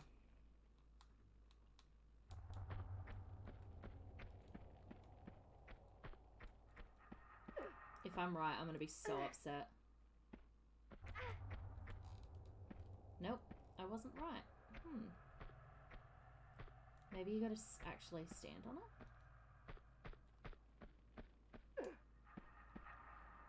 I'm just assuming this is also...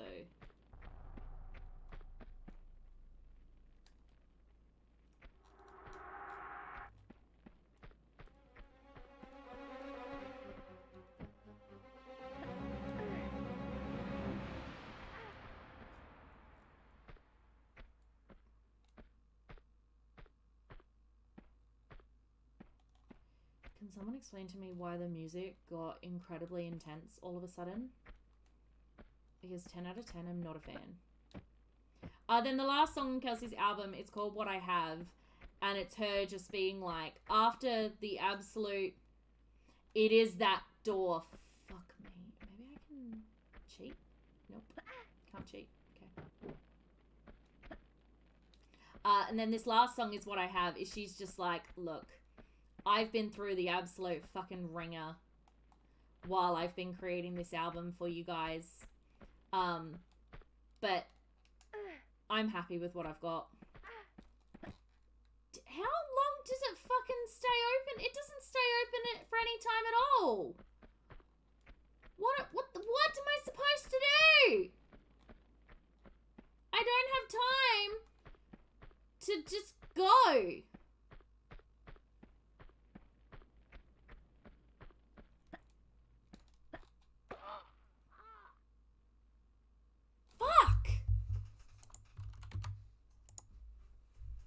So yeah, one of the greatest albums ever written, and I've been listening to it on repeat for a week. Like a full week, and I have no regrets.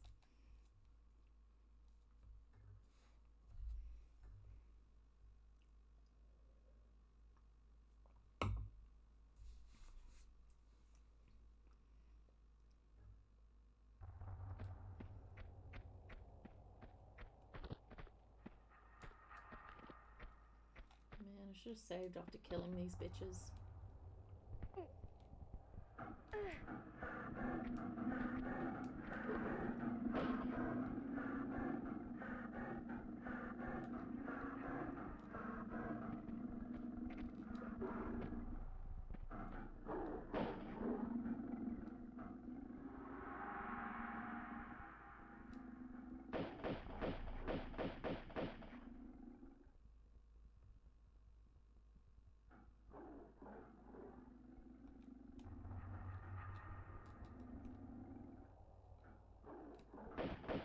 Again, not my intention.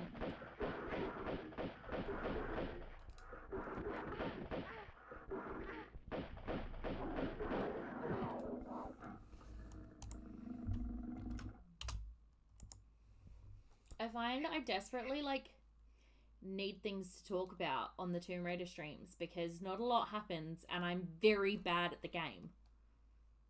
You know? I'll tell you what I have been doing. I've been editing again. Oh, fuck. I didn't set that video to record.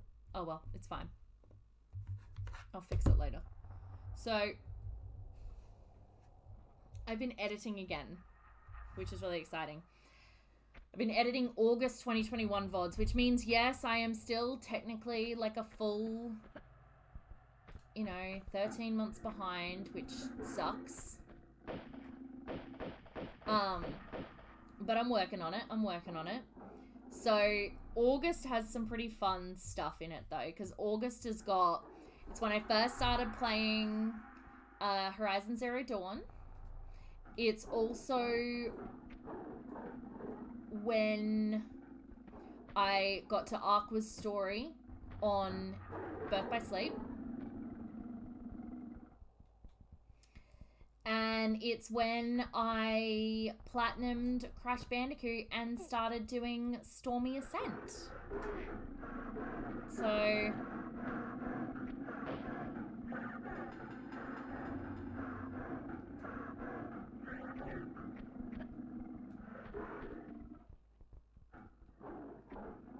So yeah, it's got some pretty fun stuff.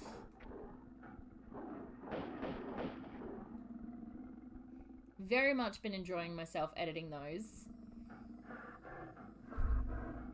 And I only have an additional, I'm so close.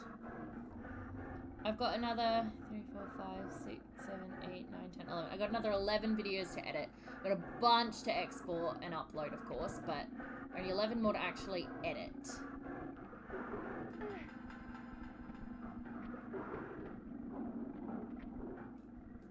Which is good, because the editing... Believe it or not, the editing is actually not the part that takes the longest. It's actually the exporting that takes the longest.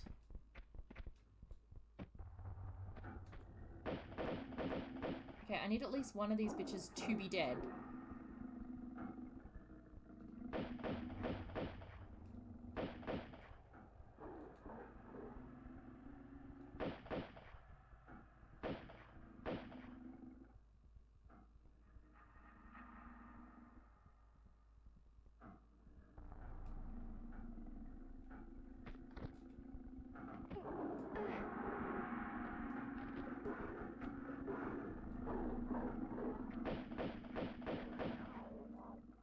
Okay, good. One of them is now dead. Sweet.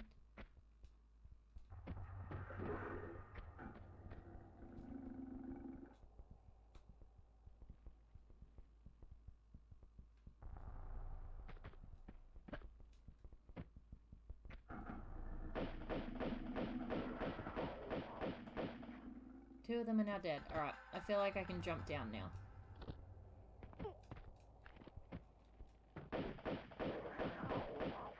Hallelujah. Okay. Ah!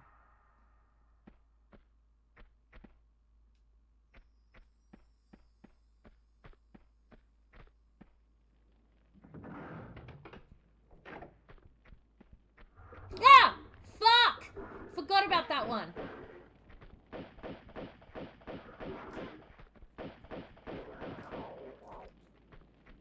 I'm telling you, man, I'm going to need Tomb Raider 3 to, like, really dial it back on the jump scares.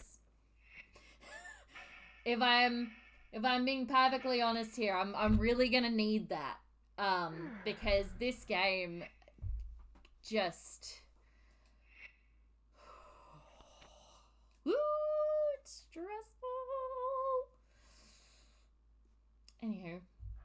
But I finished Under the Dome, so after I finished Under the Dome, I started watching, or rewatching, for the 1000th time, Doctor Who Series 4. And my sister is really mad at me.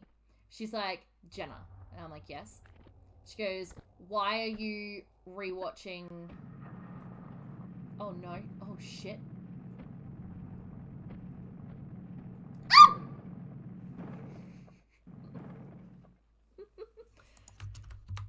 Yeah, she's like, Jenna, you've watched Doctor Who like a million times. Why are you rewatching season 4? And I was like, sister, I have to, because Corey's gonna watch season 4. And she's like, but you don't need to rewatch it because you've seen it. So when he messages you, you know what the messages are gonna be about. And I'm like, it's not the point, sister. I have to it's the principle of the matter. So I started that. And I'm already halfway through episode 5. So it's not even going to take me long. As I said to her, I was like, dude, it's going to take me like 2 minutes. I say to watch episode 12 of Torture Tomorrow is a 2-parter. Technically,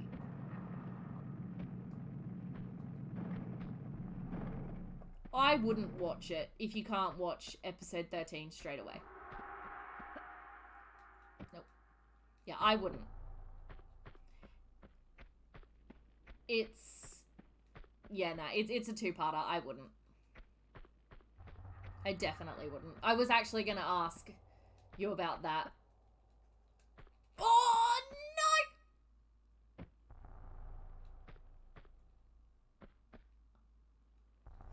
I want to try again because I want more health.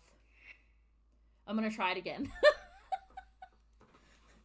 I just got so stressed that I was gonna not make it that I fell. Well, that worked. Did it? still, only an hour and 45 minutes. I do seriously think, though, that I'm averaging only 2 levels a night. How terrible. Alright, here we go.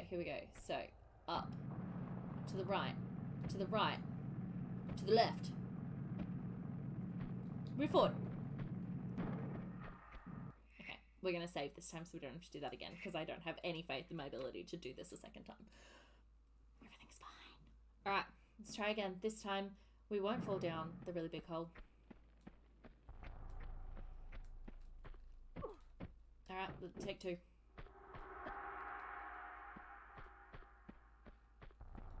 Do you know what I really hate? Timed doors.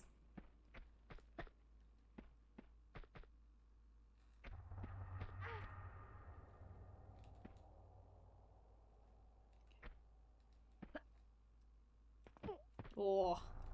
Oh.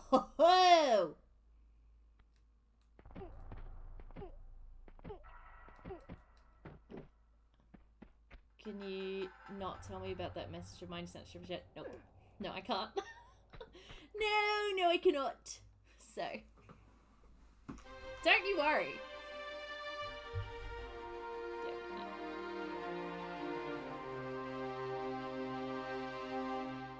Sorry, in what universe did it only take me 50 minutes and 14 seconds to finish this level? It has been an hour and 47 minutes. Just putting that out there.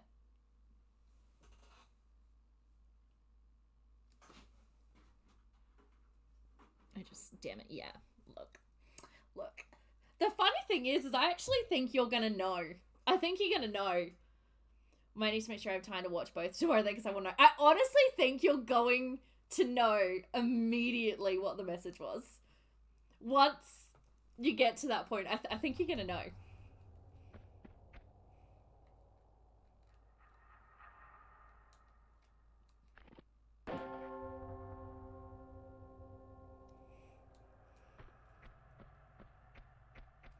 But look, Corey. Just start shooting! Oh, wait.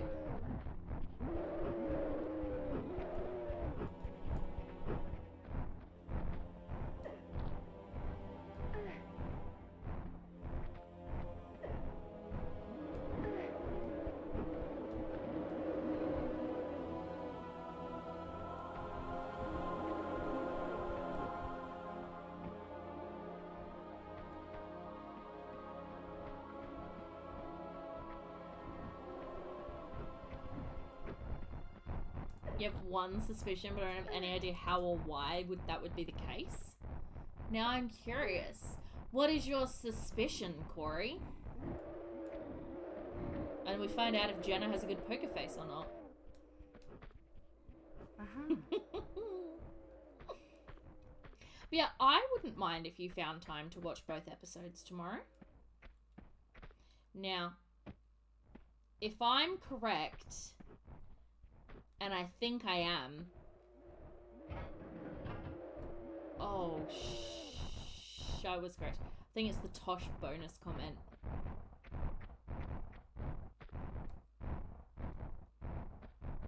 Tosh bonus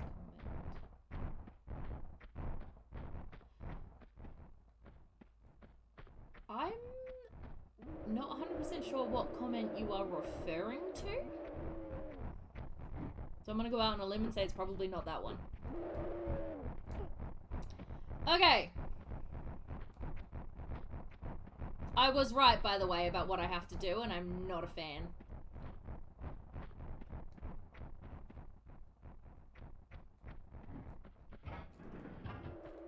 Yeah, I thought so.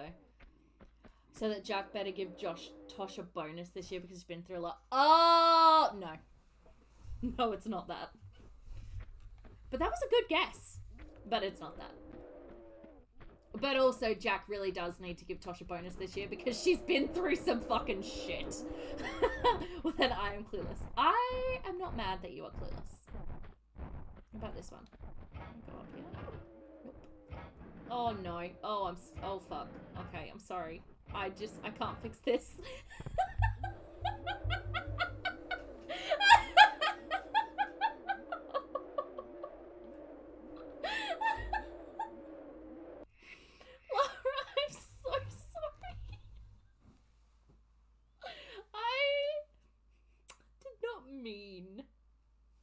for that to happen. Boing boing! But yeah, no, if you could find time to watch both episodes tomorrow, I would be grateful. And I should hopefully get through a couple of season 4 episodes tomorrow as well. Like I said, I'm hoping to be done with season 4 by the end of the weekend.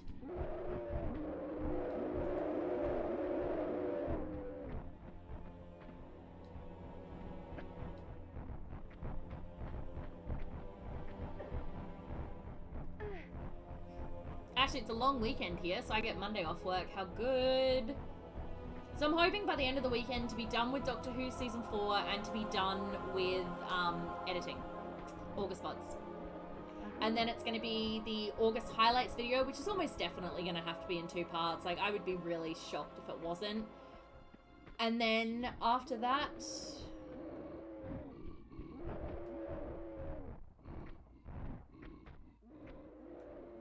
Don't land on that one. Oh wait, that one actually I probably could land on. Where do we think that one's going to take me? I reckon we can, you know. Everybody wish me luck. Nope. Oh no. Oh shit. Fuck my life. Oh crap. Oh shit. Fuck! I can't move! I can't go anywhere!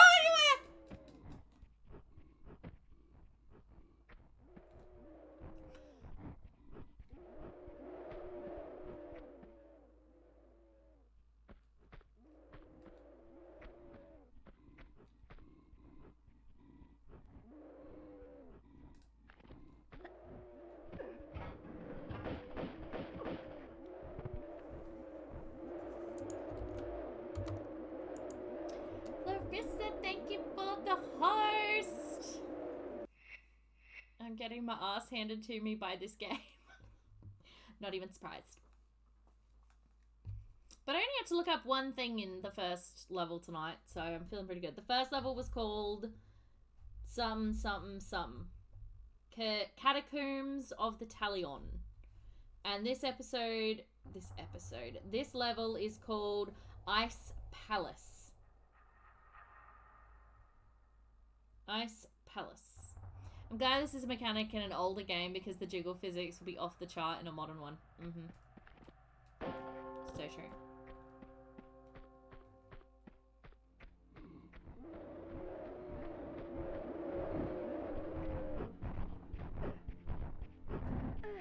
I think I know what I have to do. I just don't know how to, like, do it. I think I gotta hit all the bells, and I have to use the trampolines to do so.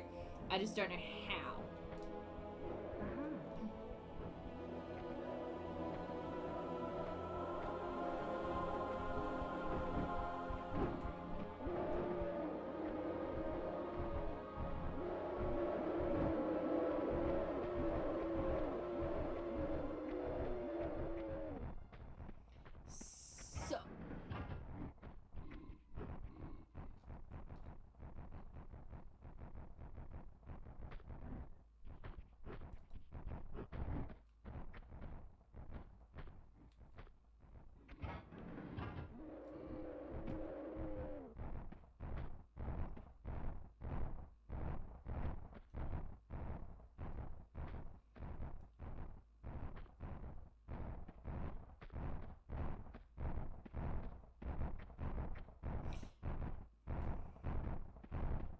You know, as much as I hate to admit it, I think it is the one that I...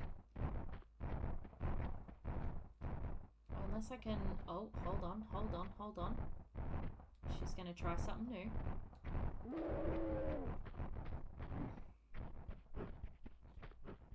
Alright, how about... Oh. Oh boy. Okay, no. Okay. I think it is that one though. I think that's what I'm gonna do. It's just not gonna... This is not gonna end well for me, or for Lara. Mostly Lara, though. I feel like she's the one who's gonna be in a bit of a pickle here. Still, we're at level 14! Yay. Level 14. So we only have another 4 levels after this one. Thank goodness.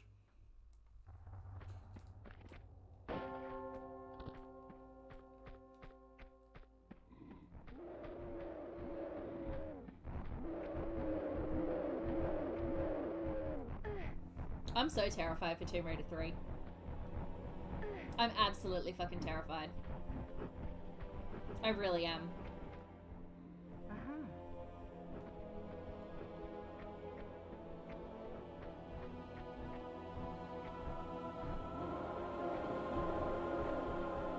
Like, I really don't know what to expect, you know? Hopefully it's not super duper terrible. I don't think it will be. I really don't. I know a lot of people really enjoyed 3. I feel like it's going to be great. I still have to decide if I want to try to play Chronicles or not, though.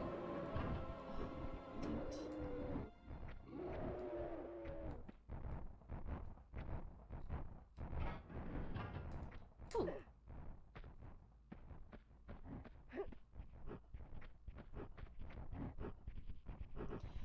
Well, that was by accident.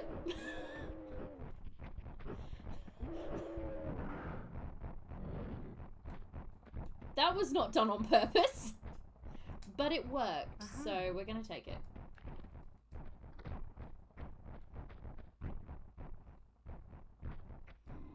And I'm pretty confident that I've just let the Yetis out. Who let the Yetis out? You. You. Who let the Yetis out? You. Alright, if I'm lucky though, they can't climb. They can't climb. Okay, thank fuck for that. They can't climb, right? They can climb! They can climb! No! No! What do you mean they can climb? That's not okay!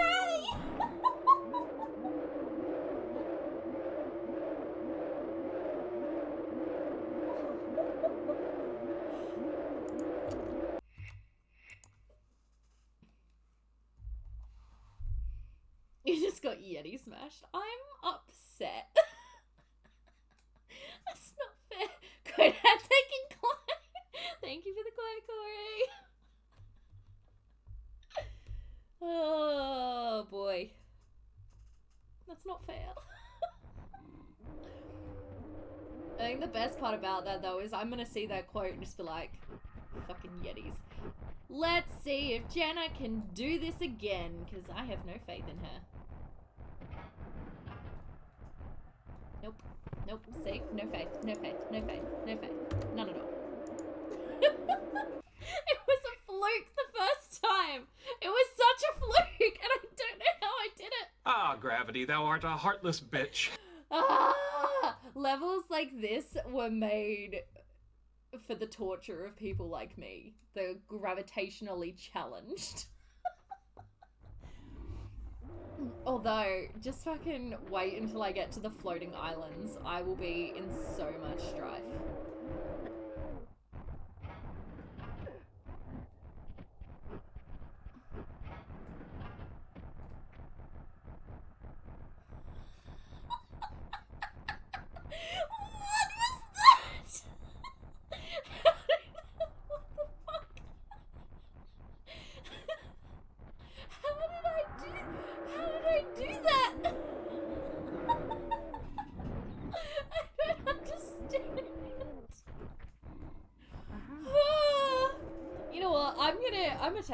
I'm gonna take it. I'm just gonna accept it. I feel good about this decision. How did you do that? How did you do it wrong and still get up there? Both times, I've done it incorrectly both times and still gotten up here, so. Oh, Yetis! Come get me!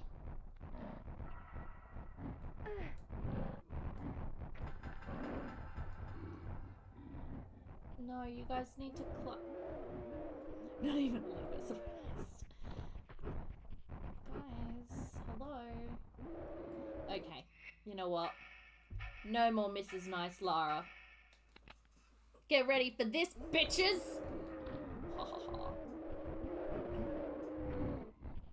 Alright. Alright, here we go.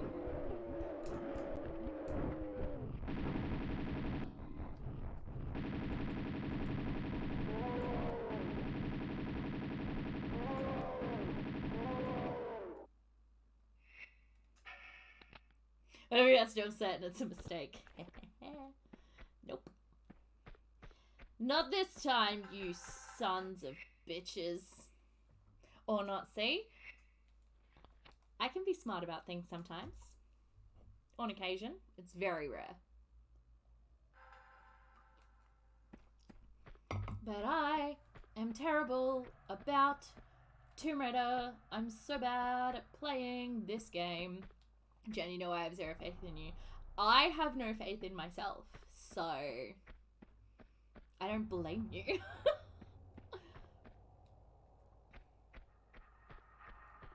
I've been thinking, you've been thinking about something else. Ooh. That is, how am I supposed to have faith? You gotta have faith in your baby. Faith in you now. This isn't gonna work for me, is it? Nope. Cool. That's fine. I'm not mad. How do I get up? Alright, so now that I've released the Yetis, now what? I bet it's just something to do with that goddamn bell.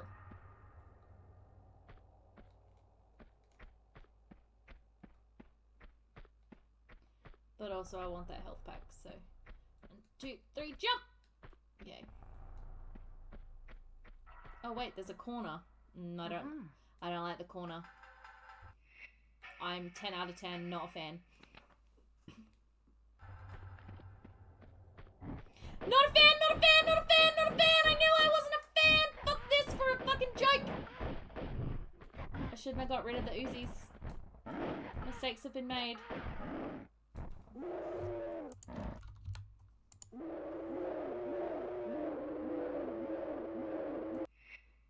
Sir, the Yeti deaths are really quite violent for a PlayStation 1 game. I'm just saying.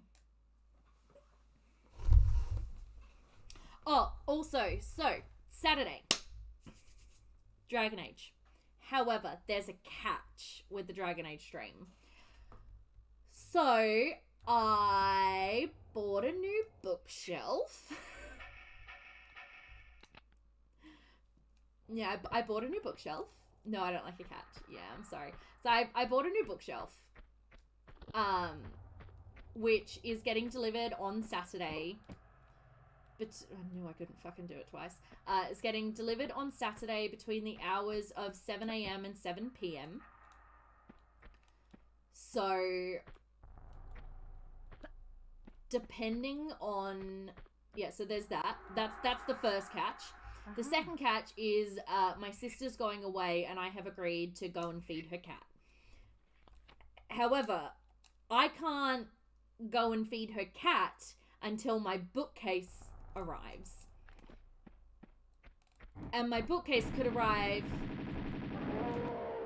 anytime between 7 and 7. Obviously, I'm hoping that the bookcase arrives in the morning. You know, obviously that's what I'm hoping.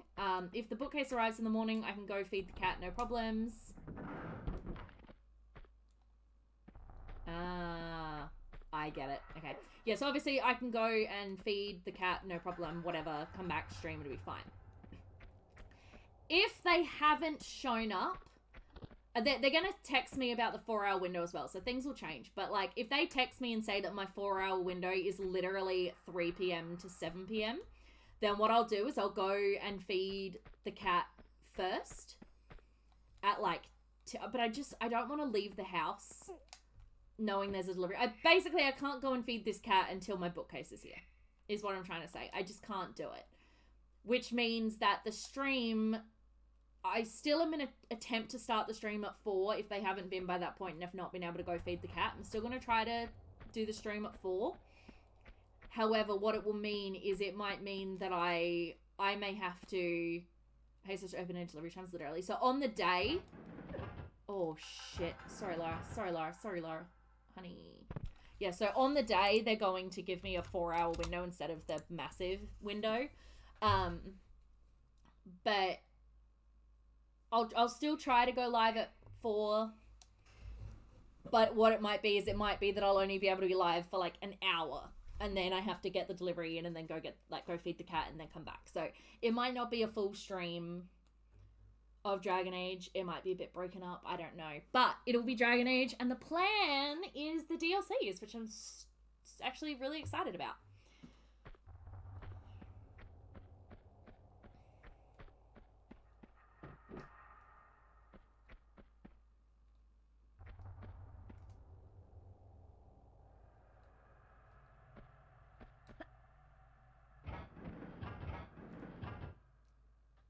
Are you serious? Why couldn't she grab that? Why is she not able to grab it? I don't understand. It's not like I'm not holding the button. You can see her doing this.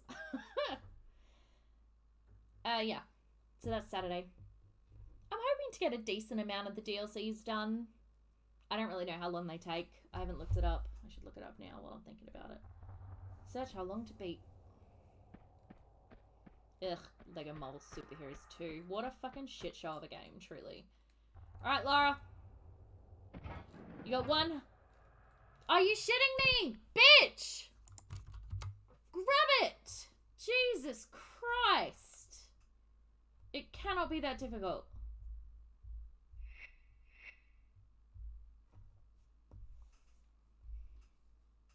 Jesus Christ, how many fucking Dragon Age games are there?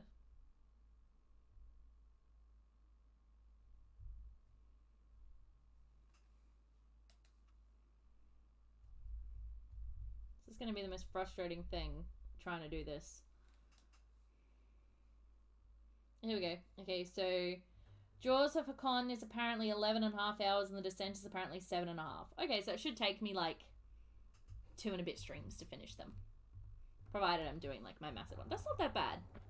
That's not that bad. I'd say like 3 streams.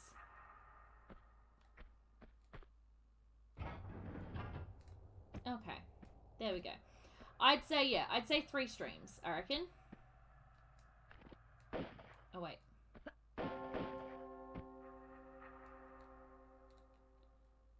What did that do? I do not know. I am just excited. I'm excited to be finished with Dragon Age.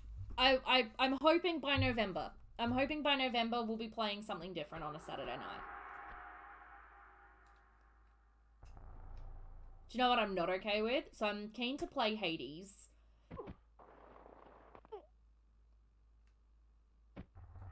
Okay, so the bell clearly didn't do that. So what did the bell do? Exactly. Oh, unless it's not timed, is it? Was there another door somewhere that I was missing?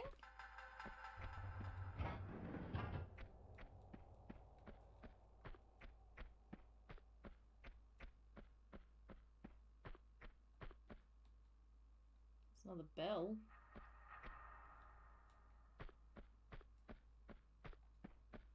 Oh, wait, unless you're supposed to... Hold on. It's another bell. Oh, that was fucking close, wasn't it?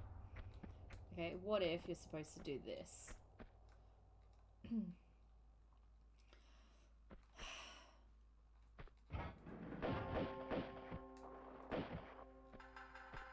Oh, shit.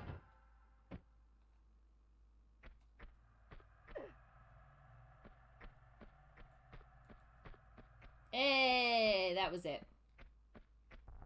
Alright.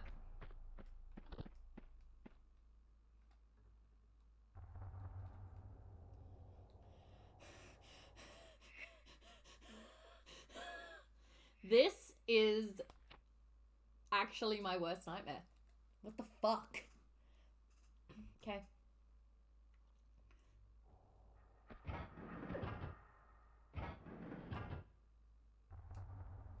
Okay. I don't... Alright. Everything's fine. It's fine. It's totally fine. I don't have any issues whatsoever with this.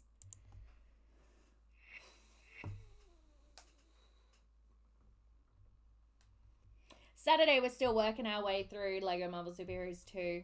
What a bitch. Oh my god, how have we not spoken about this? Okay, so last night I was on YouTube and I followed PlayStation and they posted a video and they're just like, major updates to Man of Medan and Little Hope. And I was like, no, I disagree. What do you mean there are major updates to Man of Medan and Little Hope? And they're like, yeah, we've given you a free PlayStation 5 upgrade if you want to get the platinum again. And I'm like, it's me. Have you met me? Of course I want to get the... Oh, no. Oh, dear. And I was like, have you met me? Of course I want to get the platinum trophy again. Like, that's who I am as a person. Shit. So now I think I think I'm gonna try to get the PlayStation 5 platinums of both Man of Medan and Little Hope, and I kind of hate myself for it. But did you also see they there's an extended ending for Man of Medan, which is weird. I was already debating doing House of Ashes PS5, so I might just do this as well. Yeah, I kind of hate that I don't have a PlayStation 4 copy. But if it ever goes, like, super cheap, I honestly might get it. I hate that you can't, like, do it backwards. You know what I mean? I hate that, like, I don't know. I assume I can't do it backwards because I got House of Ashes for PlayStation 5 originally. Oh, no. Oh, no.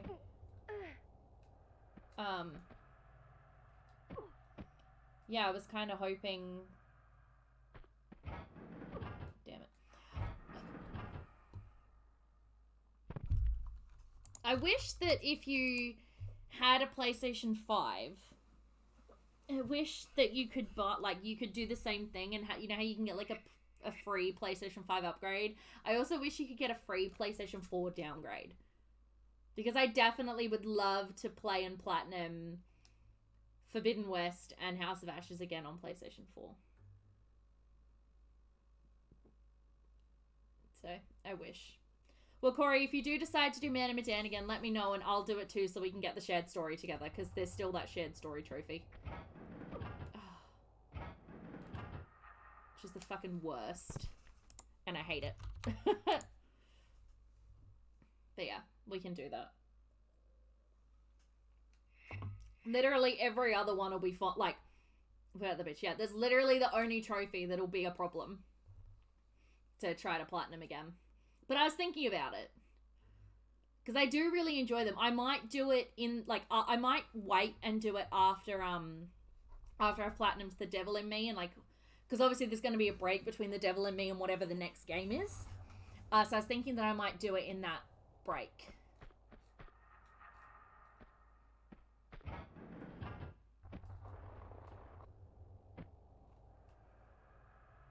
Okay, these are my only two options here.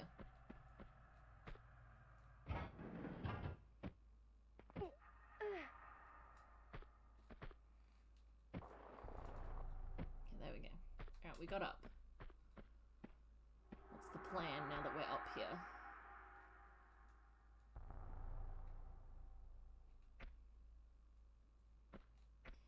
You know what? Fuck it, let's save up here too. A little janky, but that works. Mm-hmm.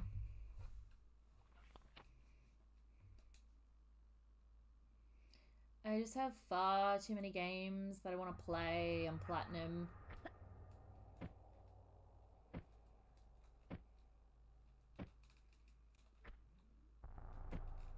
I see there's another bell. No! Damn it! Oh, I was doing so well.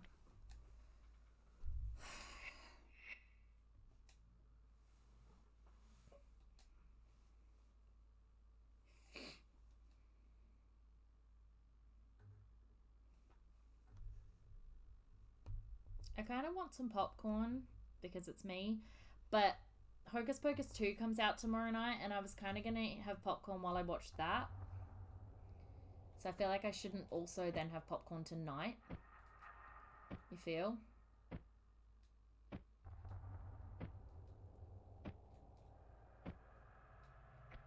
No.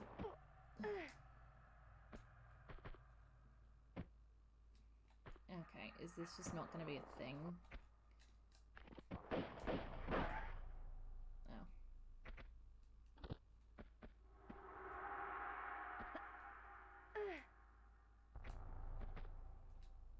Okay, well now I'm facing the wrong way.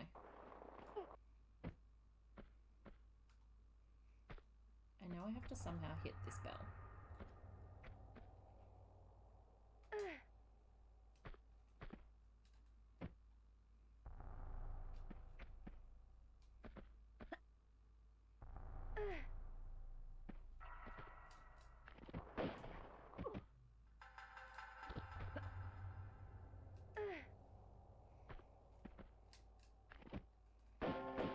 There we go, we hit the bell. Alright.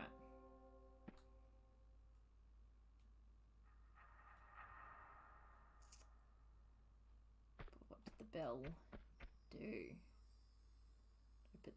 Open the...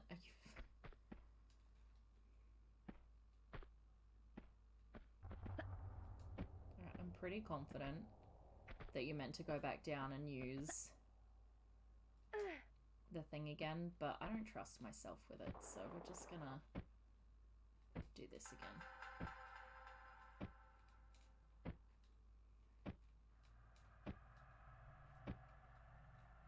Oh no, come on. No, we need to actually be making progress, Lara. Okay, well, down we go.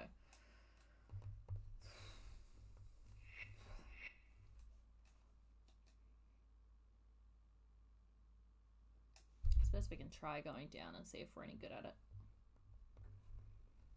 Only took us forever to get up there in the first place. We'll try going down.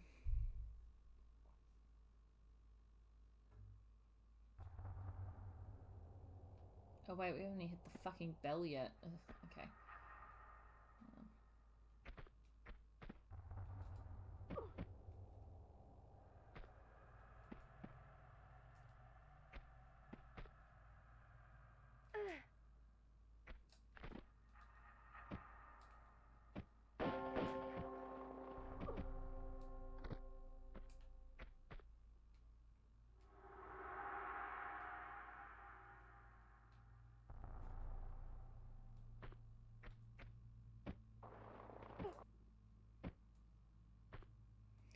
What do you reckon my chances are here? Slim? Very slim? Non-existent?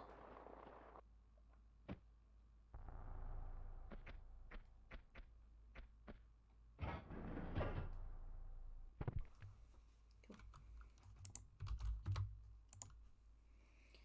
The fact that this is likely to not even be the hardest part of this level is what shits me.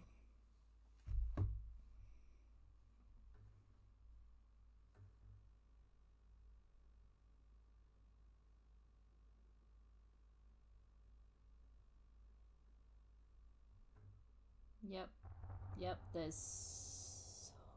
so much more to go. Great. Love that for us. Like, so much more.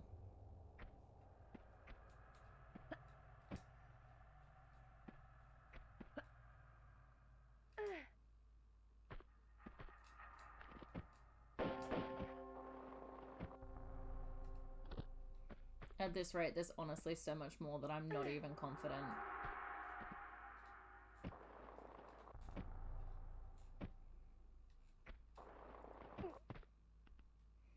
That I will finish this particular level this evening.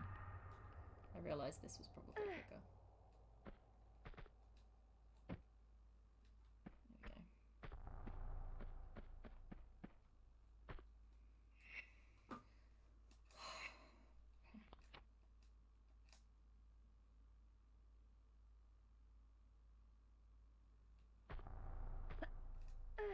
I'm really enjoying playing these games, but I won't lie, I'm looking forward to the day when I can just cross them off my list, make them green, and be like, I played them, I finished them, get excited. Because even though my spreadsheet is like, you only go green if I've 100% completed the game, I'm not attempting to 100% complete the original Tomb Raiders. Probably from Legends onwards, I will try to 100% complete them. But just trying to also find all the secrets in this is, like, my actual nightmare. I decided I wasn't going to put myself through that much torture. You know?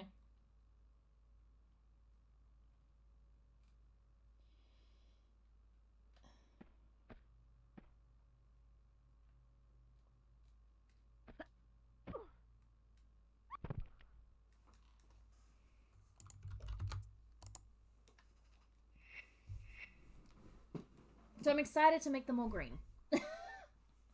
It'll look really good on my PlayStation 1 spreadsheet. Well, it's not a full spreadsheet. It's just like a little section of the spreadsheet. There's quite a few games on it, though, because I own quite a few PlayStation 1 games. And I was kind of hoping to own more, but, like, they're really expensive to purchase, as you can imagine. So the PlayStation 1 games that I own are, in alphabetical order, Colin McRae Rally, Crash Bandicoot, CTR Crash Team Racing, Death Trap Dungeon, Shane Warne Cricket, Spyro the Dragon, Spyro Year of the Dragon, Tomb Raider, Tomb Raider 2, Tomb Raider 3, Tomb Raider Revelations. And hopefully, at some point, also Tomb Raider Chronicles. If I can find a copy that I like, that doesn't cost me an arm and a leg, and that actually, you know, fucking works. All of the above. I don't ask for much. Just ask for a copy that's not broken. Yep. Why? Why? Why? Why? Why? Why? Why? Why? Why? Why? Yay.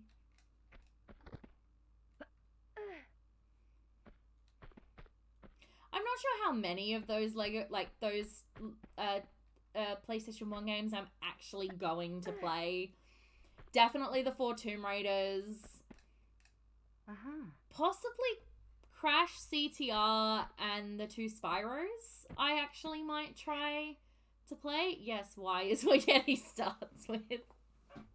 Thank you for the English lesson, Corey. I really appreciate it. Yeah, I will probably do the 2 Crashes and the 2 Spyros at some point. Maybe we'll do Colin McRae Rally just for fucking shits and gigs, but I don't think I will ever play Shane Warne Cricket or Death Trap Dungeon. Neither of those were my games. Both of them were my father's. However, he no longer owns a video game console, so now I own them all. Wahaha.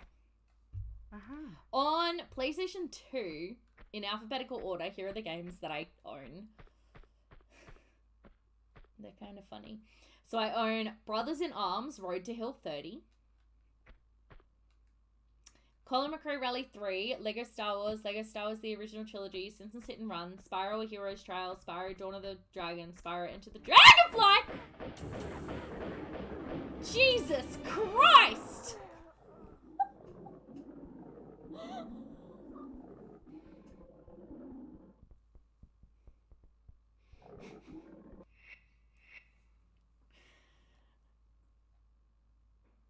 Okay.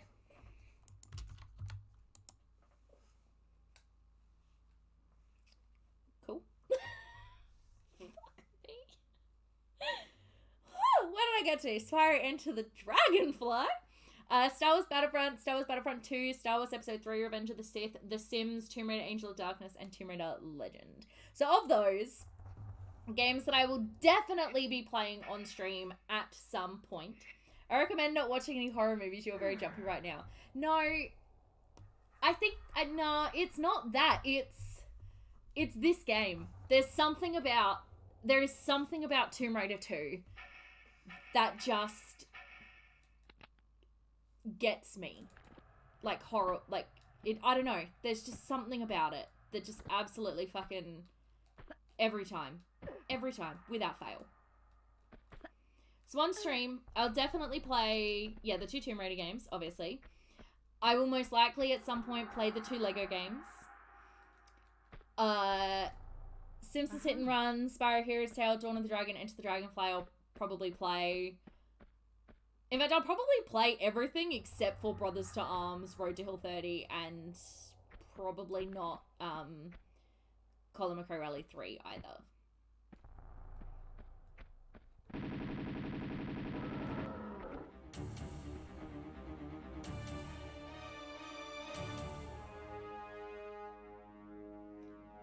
Never say never. I might.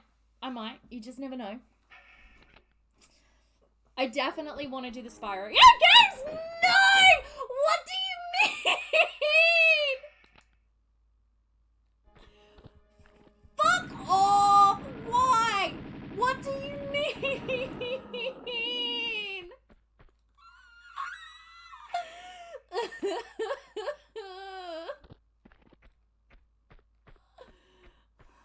I hate this game. I hate this game so fucking much. Oh my god. It's not fair.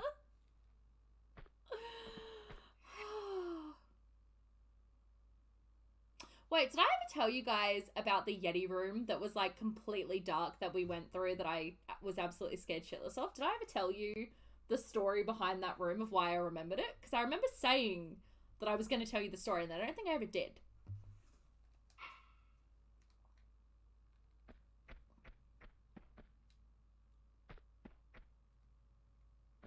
Is that really all that's in here? Are you fucking shitting me?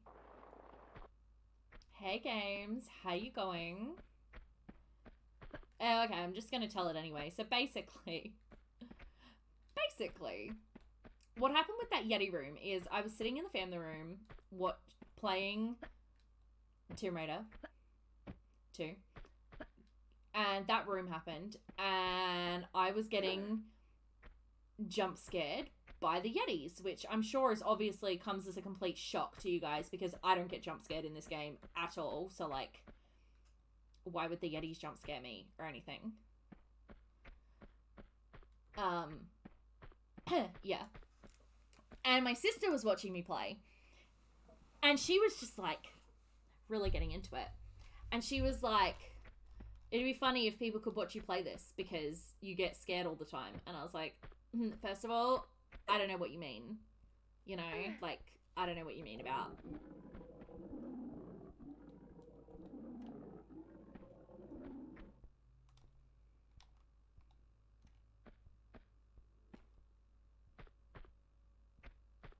Anyway, that's how I decided to stream Tomb Raider. Okay, definitely want to play the Spyros on stream.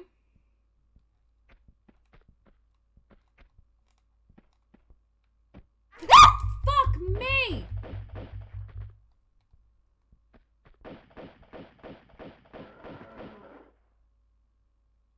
I jumped so hard, everything on my desk shook. What is happening tonight? Feeling great, but sad news though about our local Collins bookstore. Apparently ours is going out of business here, so closing down within a few months. Oh no, that sucks. It's always sad when a bookstore closes down. My question is, where did that tiger come from? Where did it come from? Where did it go? Where did it come from? Cat Nigel.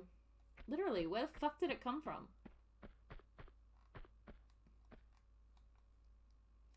I got a mask I don't know what to do with, and this game is giving me the heebie-jeebies. Why, oh why is this my life?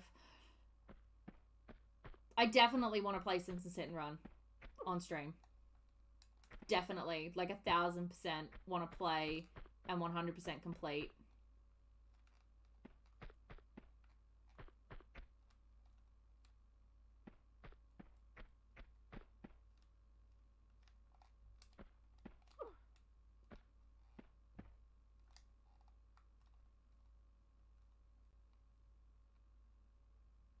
I don't trust this room. I don't trust this room. I don't trust this room. So I'm investing some money in buying Doctor Who and other books while I can because it would be harder to get new books off them. No, that's great. I will never tell you not to buy books. So you're doing good. You're doing good. I also really want to play The Sims. Like the PlayStation one, the one that had goals.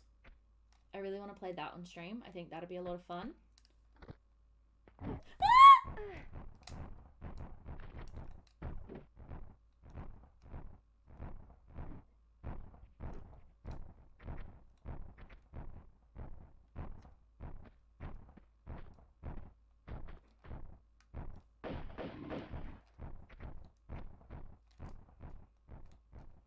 definitely want to play the Battlefronts, the OG Battlefronts on stream.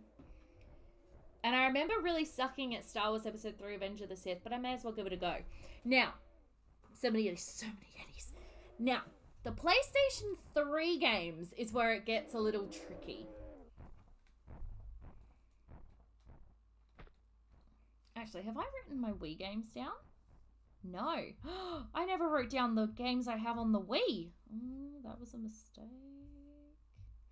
So yeah, PlayStation 3 is where it gets kind of tricky.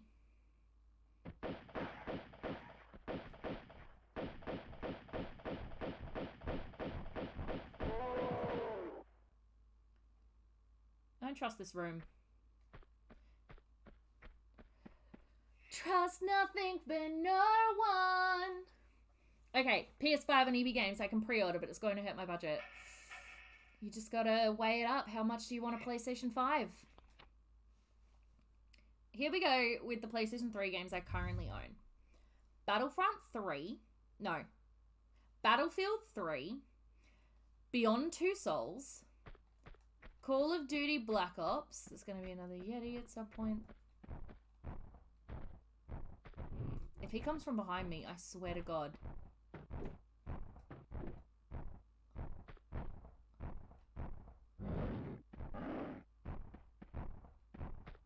If there is nothing but a secret in this room, I am going to absolutely fucking riot.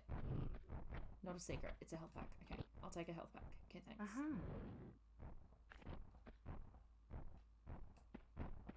Okay, so where...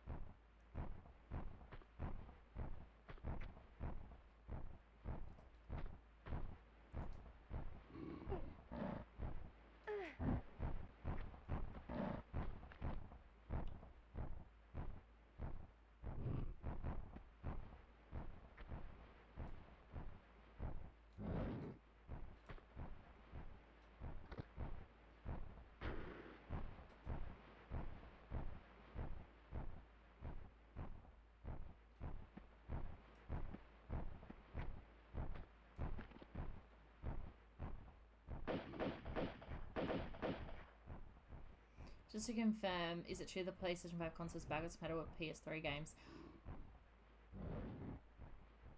I'm unsure because I definitely heard something about PlayStation 3.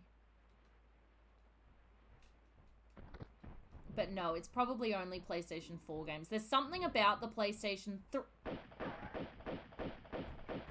Okay, I have two questions. The biggest question is how the fuck did I not get hit by those spikes on the way down? Very lucky.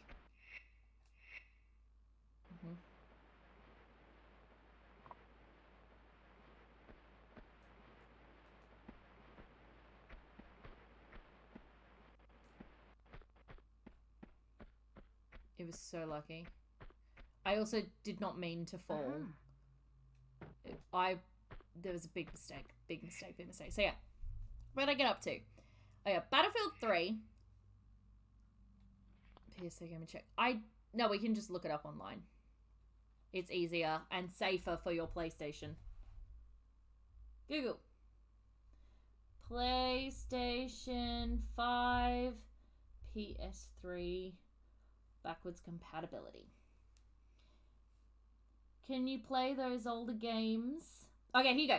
Can you play those older games on the PlayStation 5? The PlayStation 5 has backwards compatibility with most PlayStation 2, 3, and 4 titles, but you can only insert PlayStation 4 and 5 discs into the console. So the PS2 and 3 titles can be accessed through, well, this says PlayStation Now, but the new PlayStation Star?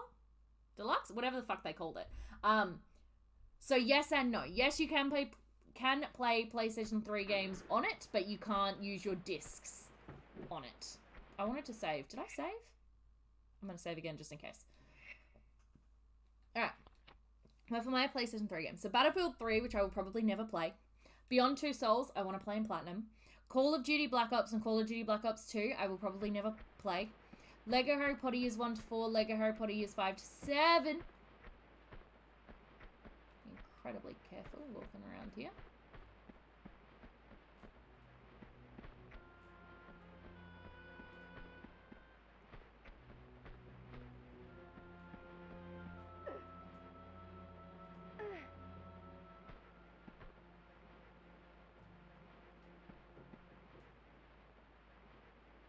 Okay. Oh wait, there's a door.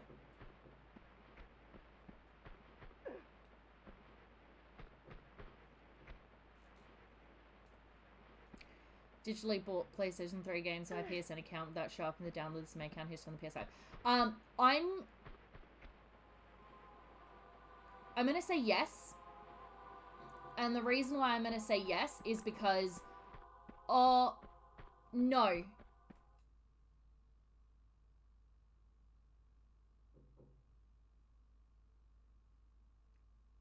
Maybe.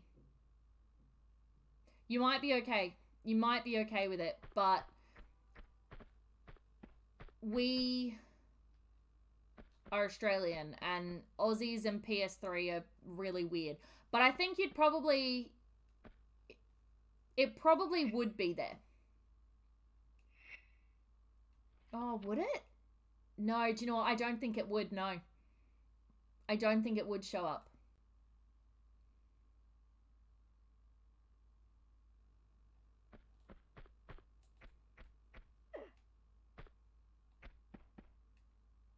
Like, that'd be great if it did, because I'm planning on buying a bunch of PlayStation 3 games on the PlayStation Store. And if they showed up on my PlayStation 5 download list, I will play them on the PlayStation 5 rather than the PS3. I knew it!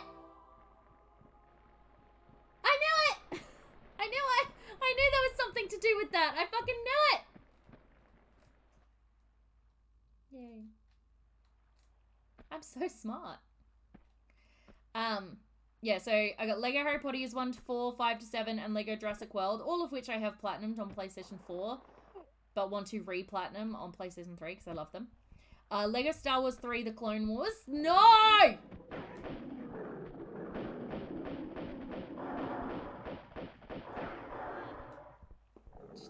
The tigers don't mess around. They fucking just straight away. Naughty Bear, which I'm still playing, obviously. Space Marine, which I will never play. The Last of Us, which I might play on PlayStation 3. I mean, I'm planning on playing Part 1 on PlayStation 5, so I feel like going from Part 1 to Last of Us on PlayStation 3 will be a bit of a struggle, but, like, I kind of want to do it. Then Tomb Raider Underworld and Tomb Raider 2013. Now, Tomb Raider Underworld I would definitely be playing, hopefully platinuming. Tomb Raider 2013, I actually have the definitive edition on PlayStation 4, so I might just play it on PlayStation 4 instead. But I still might go back and do the PlayStation 3 version. I just haven't quite decided as of yet.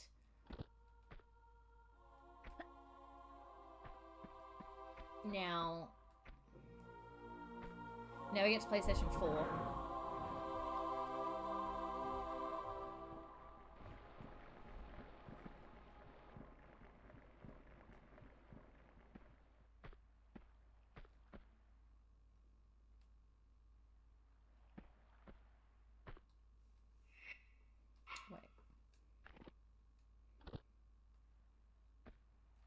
Not the plan, not the plan. Not the plan, not the plan, not the plan. Where do they come from? There, Lara, shoot them, shoot them, shoot them, shoot them, shoot them, shoot them, shoot them, shoot, shoot, shoot, shoot.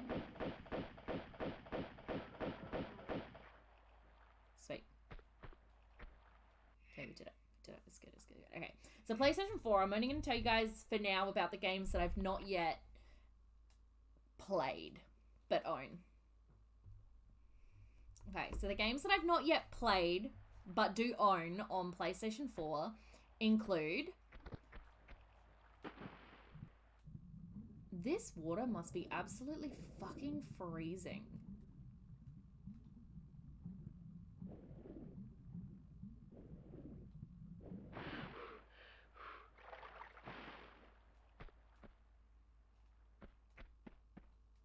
What is that? A gong hammer.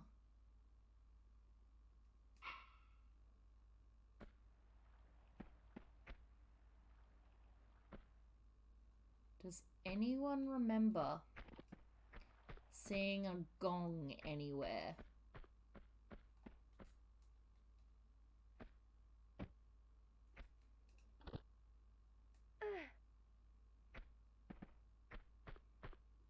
I feel like if it's going to be anywhere, it's going to be in here. To open those doors. And I feel like it's got something to do with that. Oh no, wait, I've just used that. Never mind.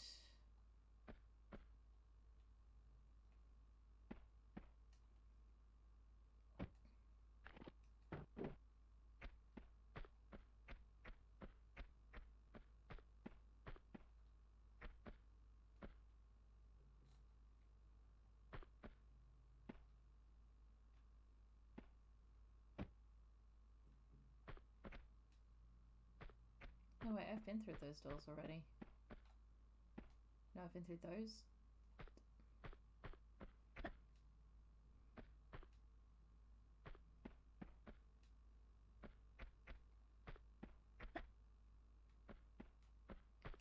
I don't know about anybody else, but I don't remember seeing a gong anywhere for me to hit.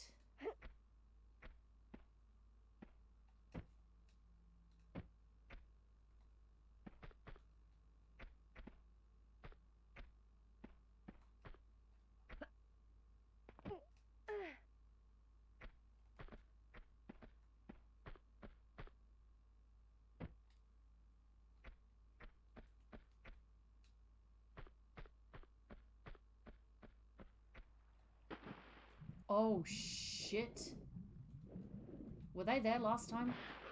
And I just got lucky?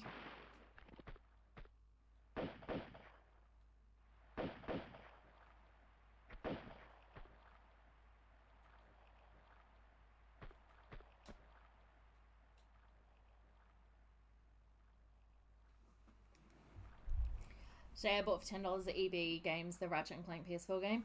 Nice. Okay, well, you know what, we're just gonna... Alright, those fish had to have come from somewhere, so there's gotta be somewhere else to swim around in here.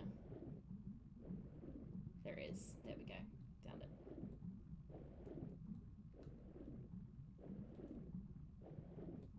Oh, shit. Shit. Shit. Shit.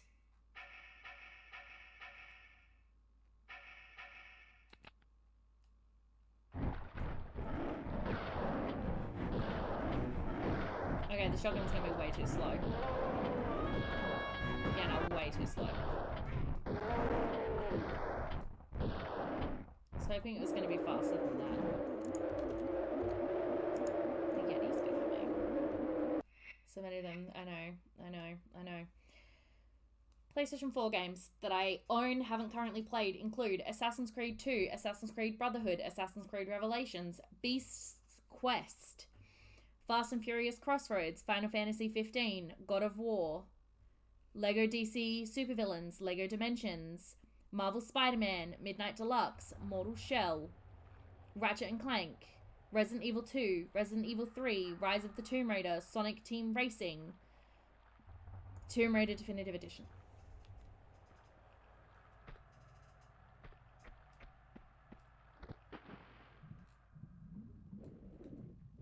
Those are all of the games I currently own on PlayStation 4 that I've not yet played.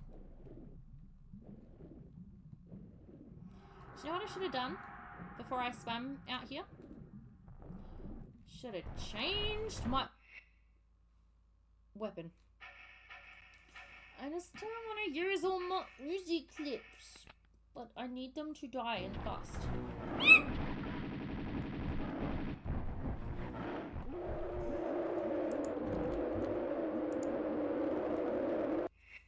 Solid, smooth. Yep, this is fun. Love this for me.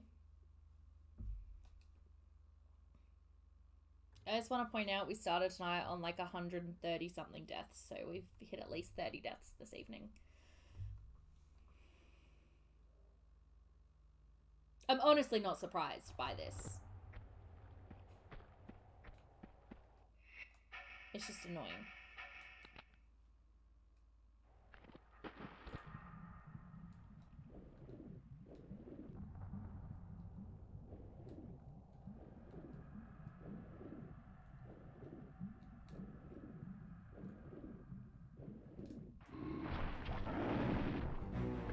Okay, we're back in the water now and getting eaten by the fish. That's not fair. What the fuck, man?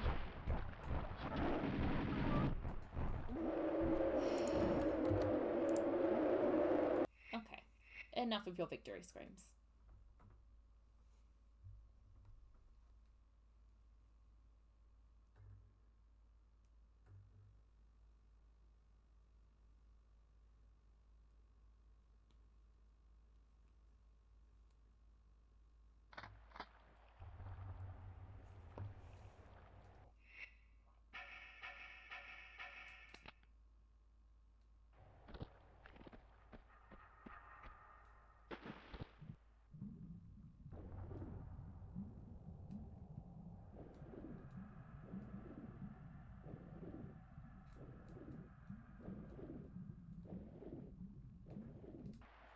Please don't get hit by the spikes. Move! You got hit by the spikes. Fucking hell! The Yetis are just so fucking fast. I think what I need to do is get rid of the fish first.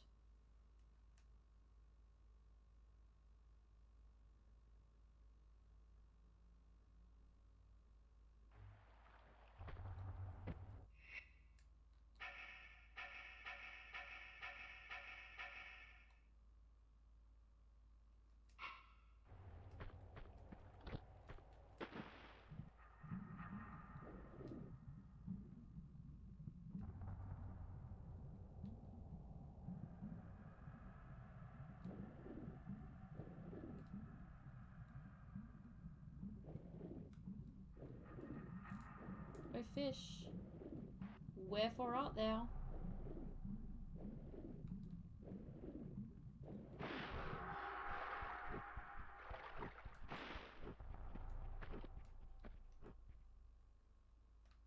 Okay, was it just me or did I not see any fish?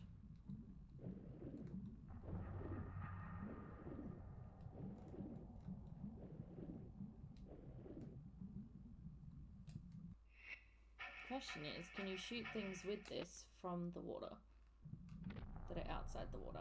Yes.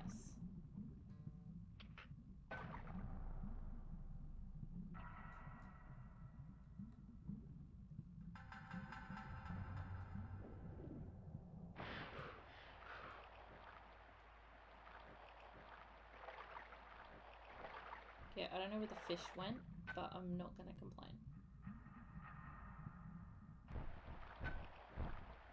I don't actually think I'm hitting them.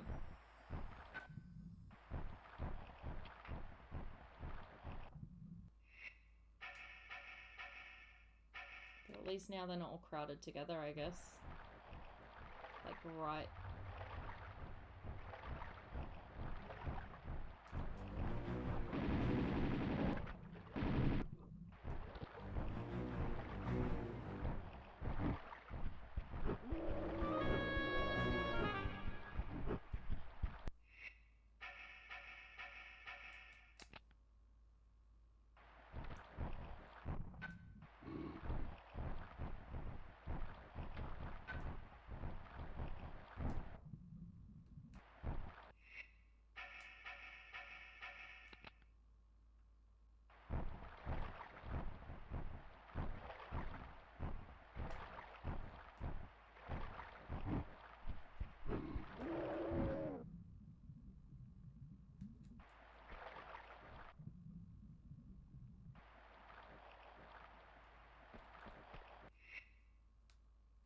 Okay. We did it. Finally. That was horrible.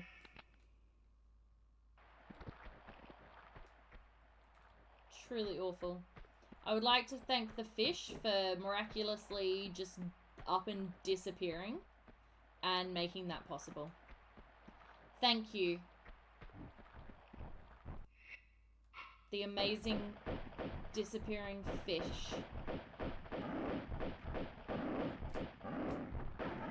Oh shit, Laura, Laura.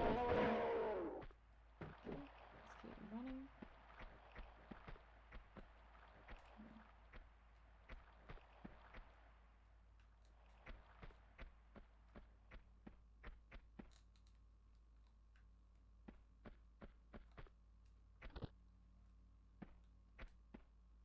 Uh-huh.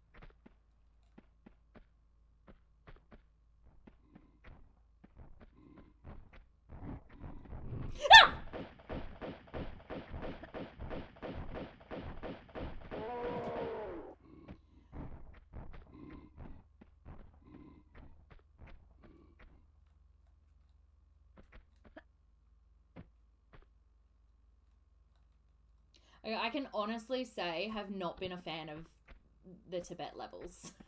Like, the only Tibet level that I liked was the one with the monks. All the rest have hated. Okay, thanks. Uh-huh. Are these grenades? Too many Yetis, 1 star. Were these grenades that I keep picking up?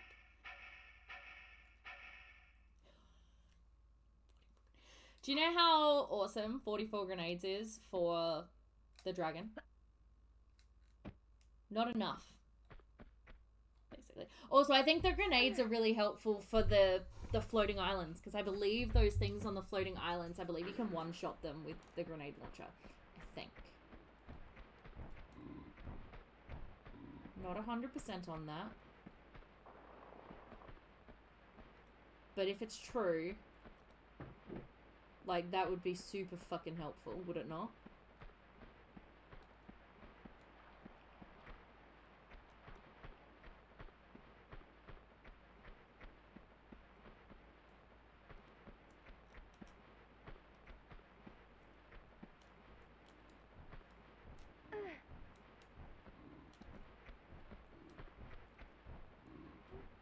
Okay, so how do we get through this door? Surely there's a gong somewhere that I'm supposed to hit with my hammer.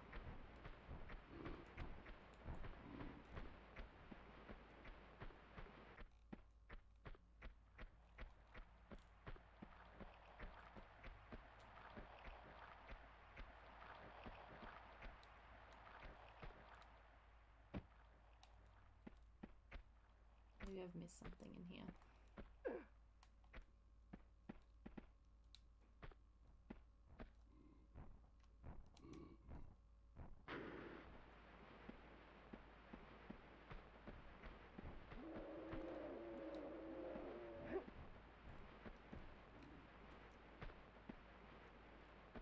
I have not missed anything in here.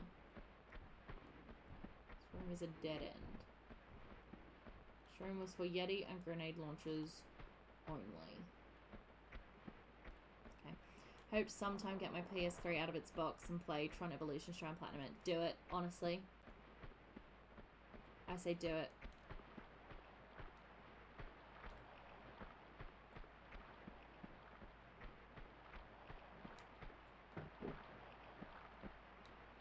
Also, my friends have requested that the next series after this is God of War. Actually, if I'm being perfectly honest, they requested that the next series before this was God of War. Wait, I found the gong. No, I didn't find it. What the fuck? Unless this is a movable block. Nope.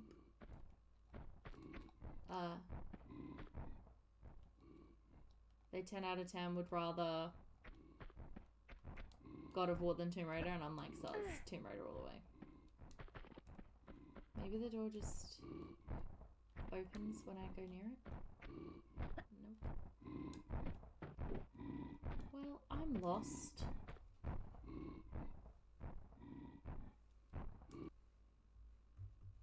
I am so lost.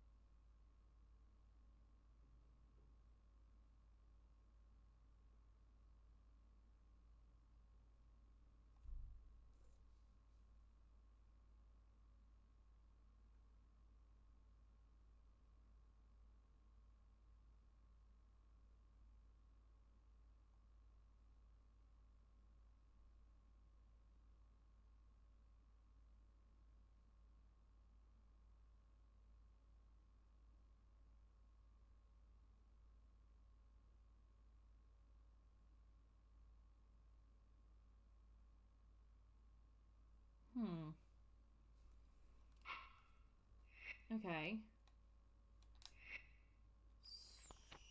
So, have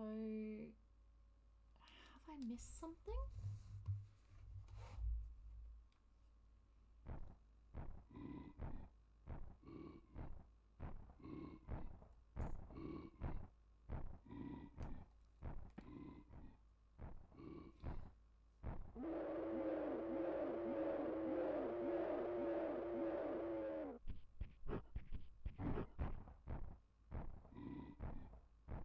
Okay, return to the cave. Alright, let's go back to the cave with the pool. Because something's not right.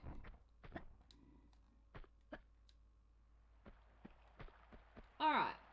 Something's incorrect here.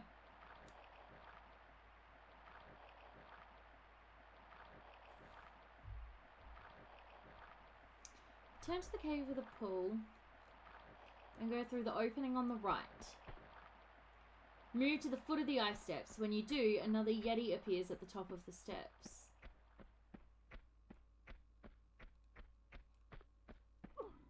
I disagree. The door's meant to be open. Have I missed something?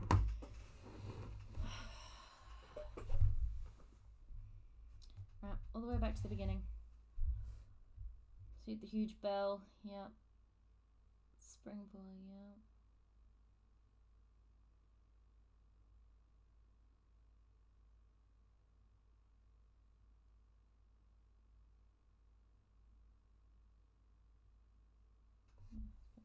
I don't think so.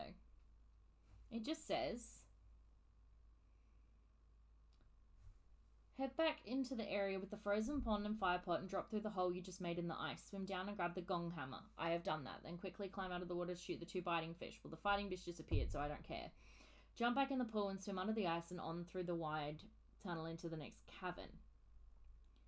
Kill all the Yeti. When the coast is clear, move to either side of the pool before coming onto the shore.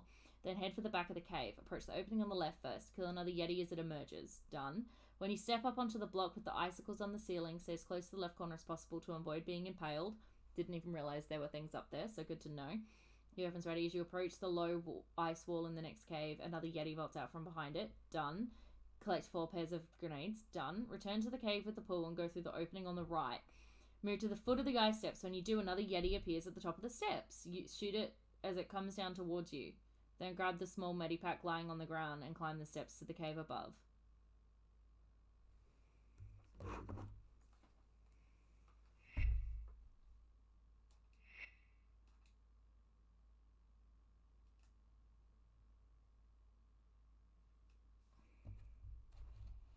Well, do you know what? I'm unable to do that.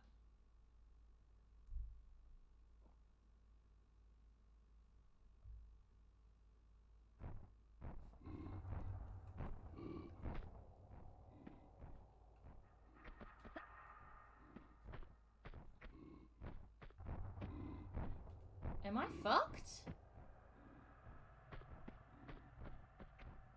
Am I fucked here?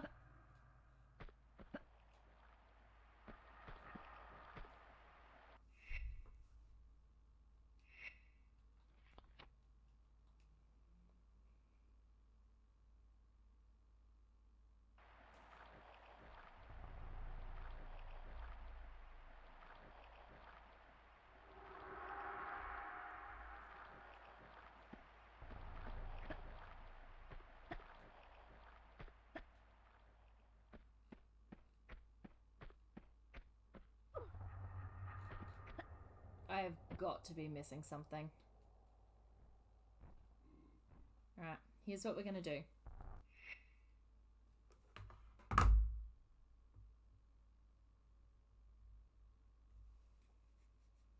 I'm gonna have to watch a video about if I'm missing something.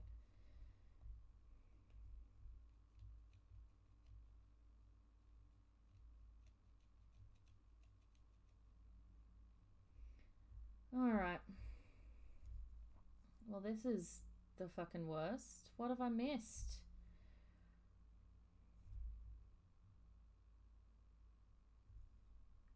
Tomb Raider to Ice Palace.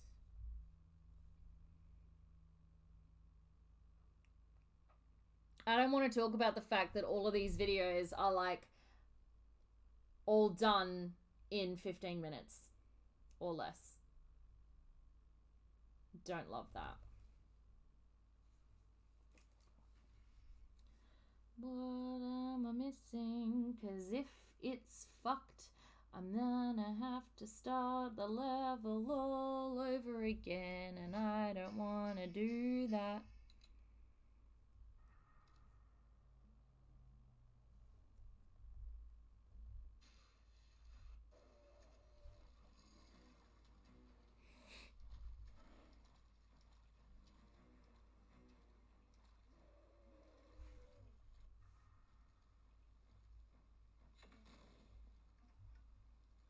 Got Ratatouille PS3 game. I do not have it, so I have not platinumed it. Okay, so you go to the left first, which is what I did. This person's using the grenade launcher on the Yetis, and it's literally one-shotting them. I love it.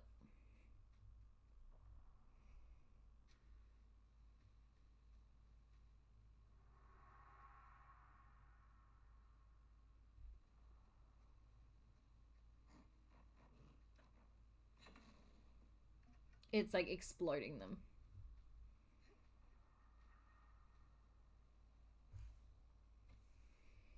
Also, they must be playing on PC because their game looks a hell of a lot better than mine does.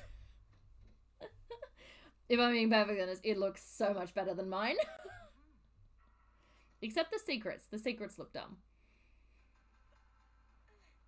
Okay, so... And then they go out this door. And they go to the left. And there's a little health pack, which I've already picked up.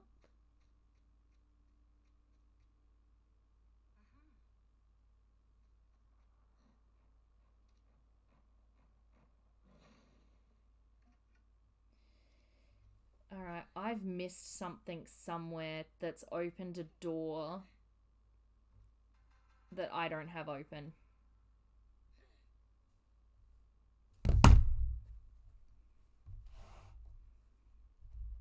Because that door, according to that, should be open.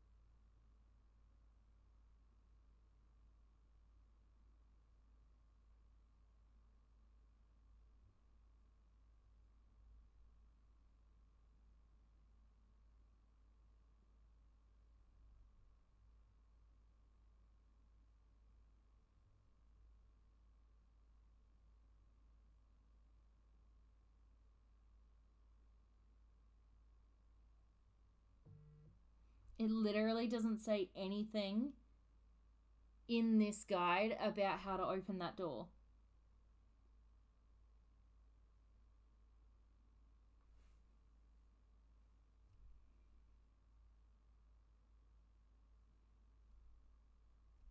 But that door is supposed to be open.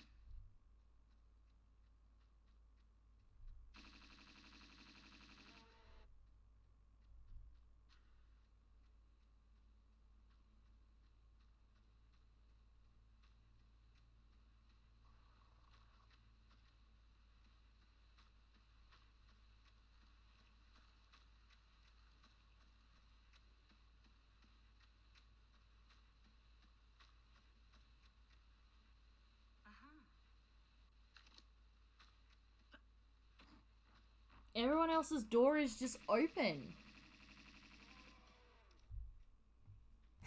I have to be missing something somewhere. I have to be. There's no if, buts, or maybes. I absolutely have to be fucking missing something. And because it's pissing me off, it might be 10 o'clock, but I am going to get popcorn because we've got a lot left of this level. Well, actually, I'm just gonna... I don't know what to do. I actually think I'm gonna have to fucking restart the level if this is really glitched on me, like I think it has.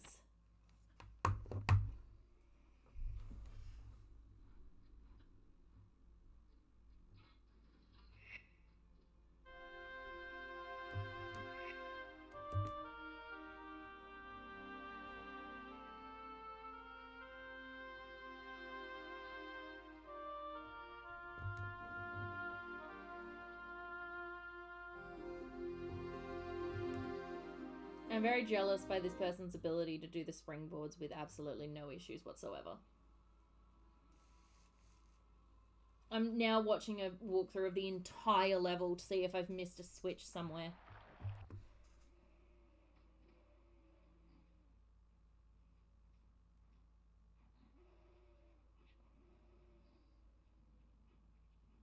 What a sneak. This person... That was very clever. Why didn't I think of that? As Big said, if I have to redo this level, I'm going to fucking riot.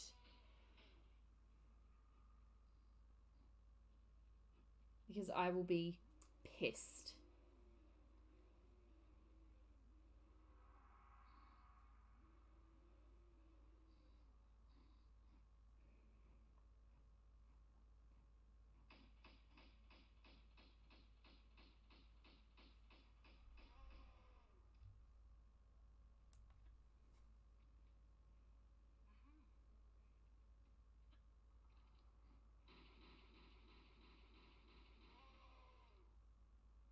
Also, all of these guides are on the Steam version, which I find really funny.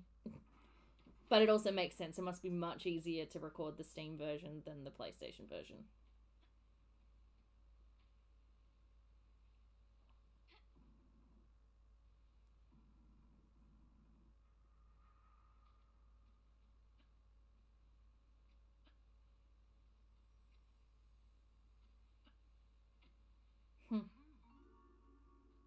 Okay, yeah, that's a really cool secret.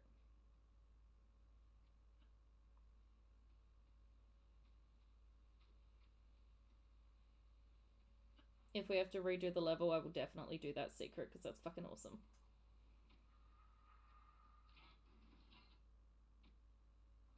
How are they doing the springboard so easily? I don't understand.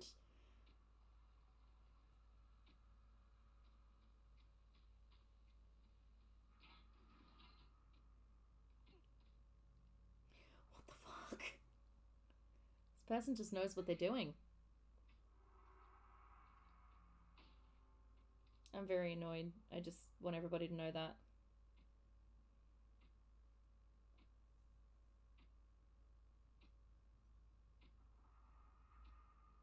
So I was doing the right thing here. It's always good to know when you find out you were actually doing the correct thing, even though you thought you were being stupid. I like it. Alright, so far I've not seen anything that I've not done. I did reload, so if I'm lucky maybe the door's just open, but I doubt it. Very much doubt it.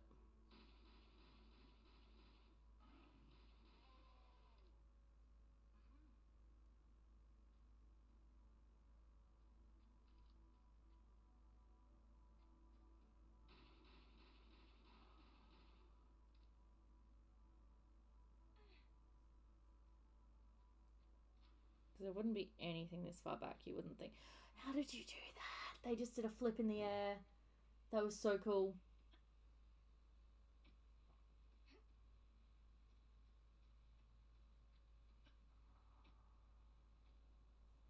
Do you know what's funny? Most of these secrets are actually not that hard to find if you look hard enough, but I'm clearly just not looking. Like, that one that they just found was so simple. It wasn't even really hidden.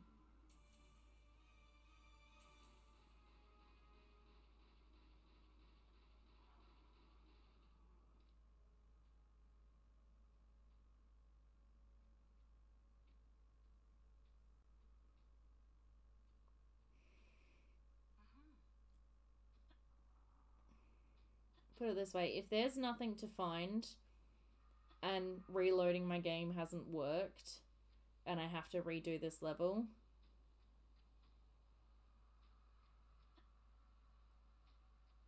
I will just turn everything off and go to bed. Because I'll be so mad. Do you know what else is funny? The Steam version is a lot brighter than the PlayStation 2 version. Maybe people complained that the PlayStation 2 version was too dark. Because it really was.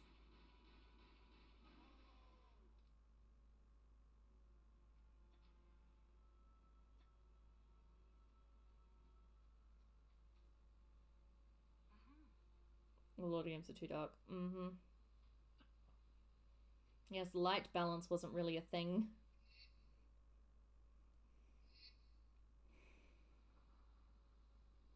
I'll be disappointed, but come on, 100% relate. Well, at the moment, this person's done nothing different from me.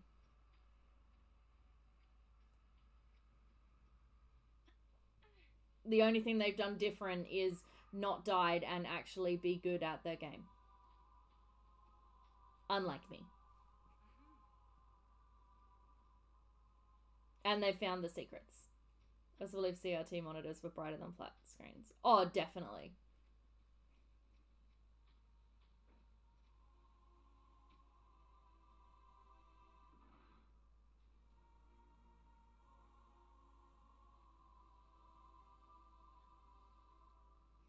How do you keep doing that? That's so fucking cool.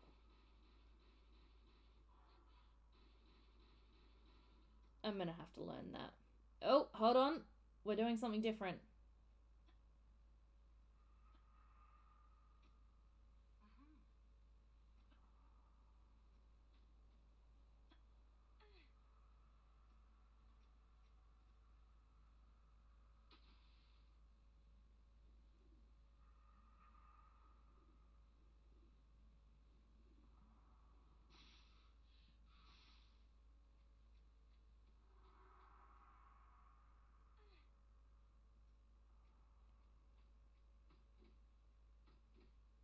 Okay, never mind. It was just for some more shotgun shells. Don't know if I'd really consider that worth it.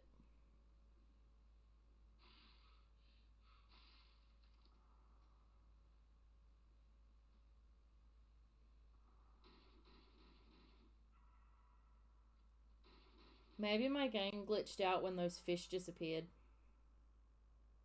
Knew that was too good to be true.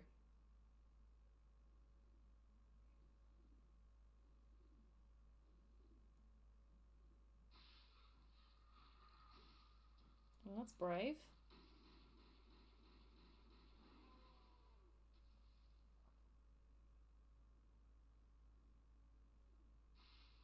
I'm impressed by this person's gusto. Taking on 3 Yeti at once.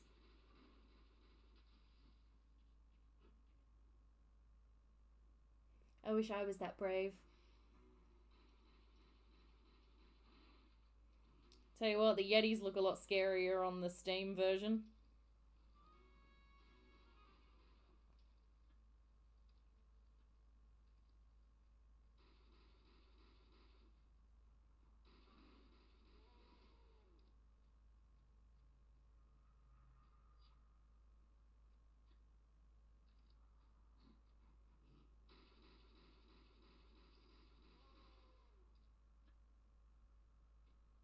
It's going to be fun to edit back in, 12 months' time.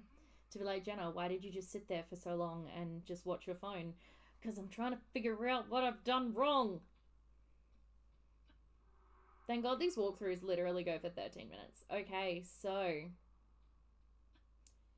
do you guys want the good news or the bad news?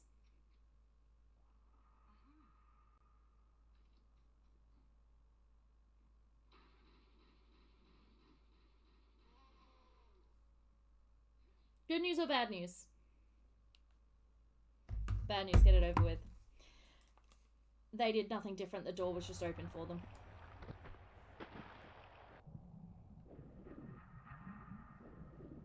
Yep.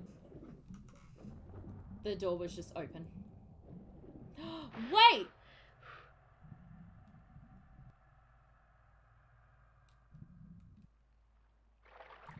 I figured out what I'd done wrong this whole time! I didn't have the gong! Unbefucking-leavable. Alright, well, you know what? Maybe we'll just let these guys murder me. I didn't have the gong! That's the good news! Why don't I have the gong? I definitely picked it up every time I've done this. The first thing I've done is picked up that gong. That has to be why the door's not open, is because I haven't picked that up.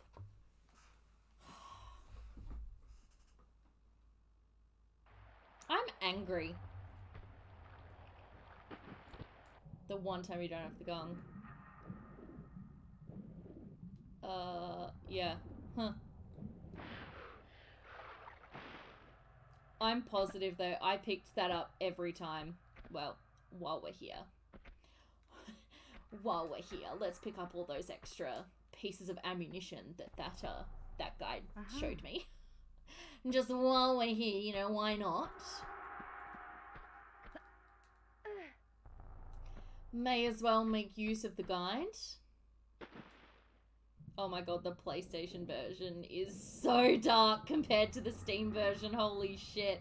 I can barely see anything. They could see everything without fail.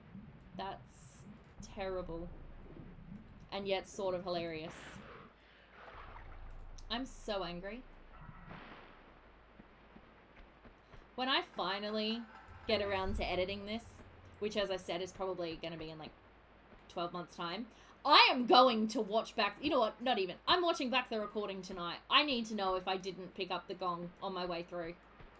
Or if the game glitched out on me and was like, fuck you, bitch, in 2024. Listen. Don't be mean to me. I'm peeved. Can't be mean to me while I'm mad. Okay, so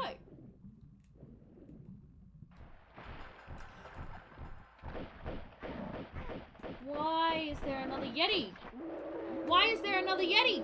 What the fuck? What is happening?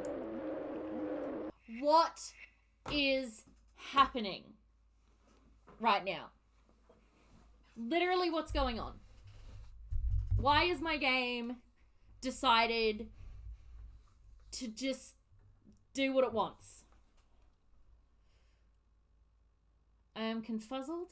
I am upset. A little bit pissed off.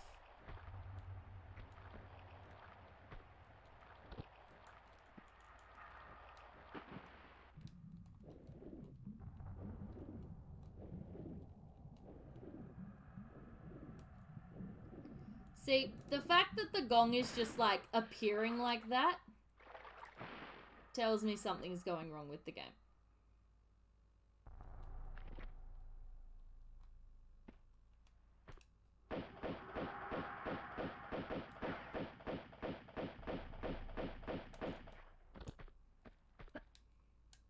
But once again, now that I know they're here, we are going to pick up all of the extra weapons. Oh, and I wanted to try this as well. Okay. Nope.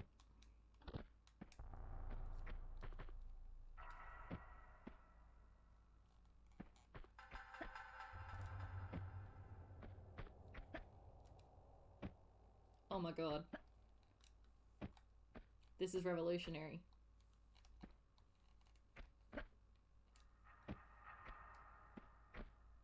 Yay.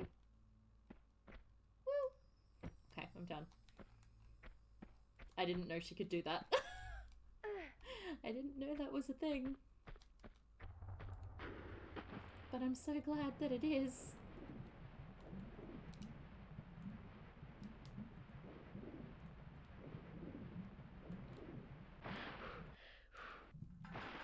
Oh, so I went to bed. What night would it have been? Well, when did the Last of Us trailer come out? Was that yesterday? It must have been yesterday. So Tuesday night, as I was going to bed, was it yesterday or was it Tuesday? When's Last of Us Day? Is that the 28th? I'm unaware of these things. Anyway, whatever day was the day before Last of Us Day, in America, to be specific, I saw on it, like, on Instagram, HBO posted, like, a little reel, which was just, like, the HBO logo with this sound. And I was like, I've seen my friends play Last of Us. I know that's the sound of a clicker. Because, like I said, like, you know, I've seen you guys play, like, 1,000 times. I was like, I know what this sound is. That is the sound of a clicker. Like, I know what that is.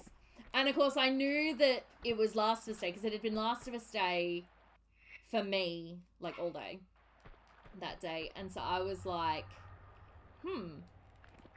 okay, what if there's going to be... I was like, okay, well, it's Last of Us Day. There's almost definitely going to be a trailer tomorrow then. Hallelujah! Yes, I was like, oh, there's definitely going to be a trailer tomorrow. And then I completely forgot about it when I woke up the next day. And I mean completely forgot about it. Until it was like mid-morning, I think. It was mid-morning and work was being a bitch, so I was like, oh, I'll just take like a quick 30-second Instagram break.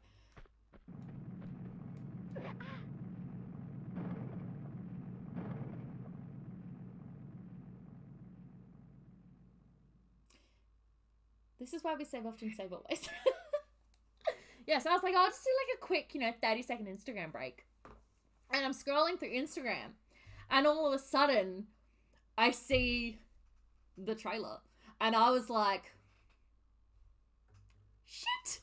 So I quickly got onto YouTube and put it on my phone and just like sat there with it and was like, holy shit, like this looks incredible. Anyway, then I posted it on Twitter. Okay, I'm not fast enough to move backwards there. I'm not fast enough. Yes, like then I posted it on Twitter. I like quote tweeted it with the caption, holy shit. And then I was in the work Skype group. I don't know what we're talking about something about no one's brains were working because like work kind of sucks at the moment. And one of my coworkers was just like, yeah, but that TLOU trailer looked awesome though. And I was like, oh my god. Yes, it did. It looked freaking incredible. It looked so damn good. I was so impressed.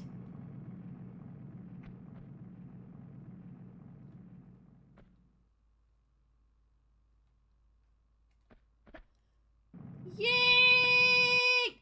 Run, Laura! Run, Laura! Jump, Laura! We made it. Okay.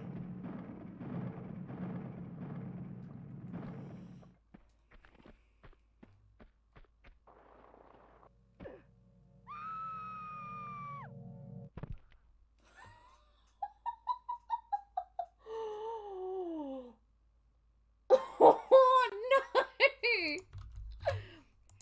Lara, baby, I'm so sorry. What the fuck? That was a long fall, no joke. Oh my lord. That was graphic. Oh, golly gumdrops, I am cold. Alright. Why? I knew there were two. I knew there were two. Why did I move? Why did I do this?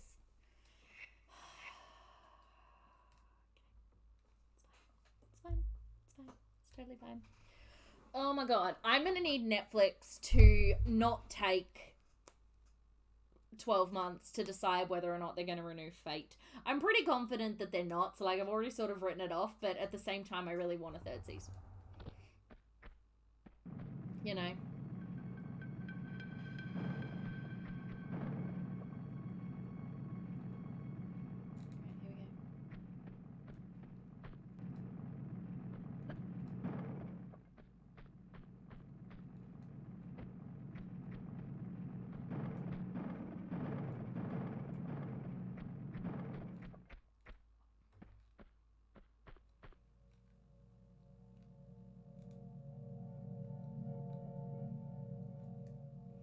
I hate everything.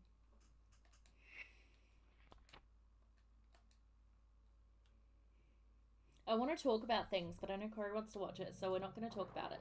Which honestly makes me a little bit sad, because I really want to talk about, like, this one particular scene. Alright, come on. Come on. Come on. You got to be moving over for me. There we are. Okay, good. Good. Good girl. Good girl. Keep moving. So I'm watching After Torture Season 2? Okay. So what you're saying is I actually had time before I needed to watch Doctor Who. No, it's okay. I'd rather watch Doctor Who now while I'd already taken a break from Supernatural, because I did know you were planning on doing Fate, so I figured if I could watch Doctor Who first when I'd already taken a break, then when I finish Doctor Who I can like start smashing out more Supernatural to wait for your Fate break to be over and for you to watch Doctor Who season 4, because it's going to take you at least a week or two to watch both of those shows, which in that time I will have finished like 3 seasons of Supernatural. I watched 3 seasons of Supernatural in like a week. I feel a little bit bad about it, but mostly I'm just happy because, you know, Supernatural. I literally was messaging the sister today, and I was like, work kind of sucks, and I don't even have Sam and Dean to keep me company. And she's like, dude, you could be watching Sam and Dean. Like, you could be watching Supernatural. You are choosing not to. And I was like, nah. I don't like this.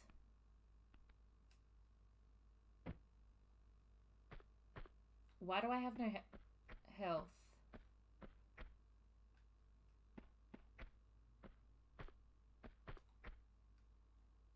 Is that drop intentionally supposed to fuck me over of health? No, there was definitely a nicer way to get down. Oh, no, there wasn't. I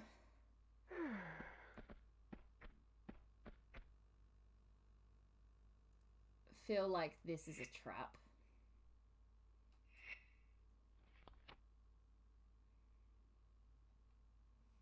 What do we think? We thinking trap?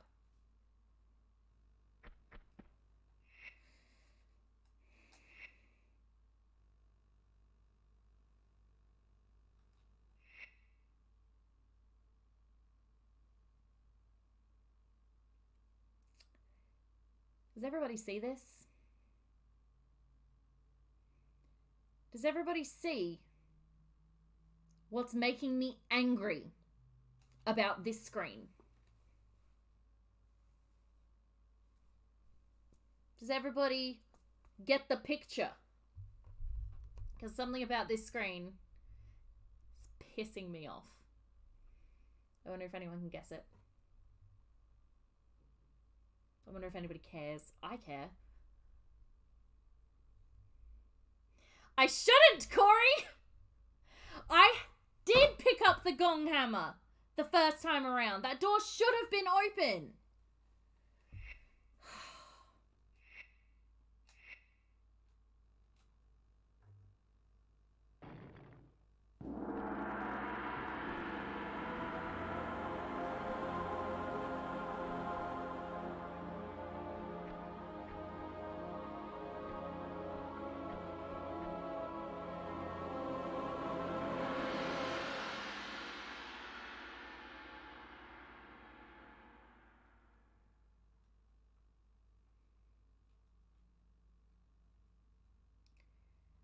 I don't know what that did,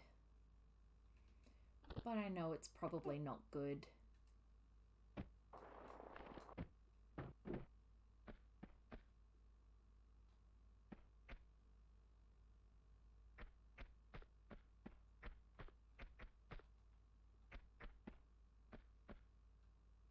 Waiting for a Yeti to come out and scare the fucking crap out of me.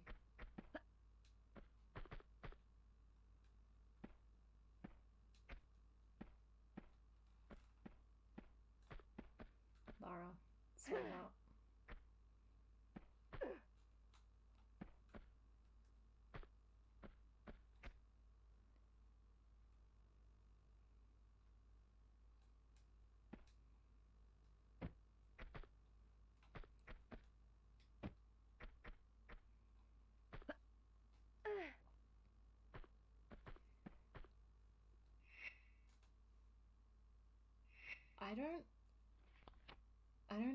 I don't like this. This is giving me some serious vibes. Uh-huh.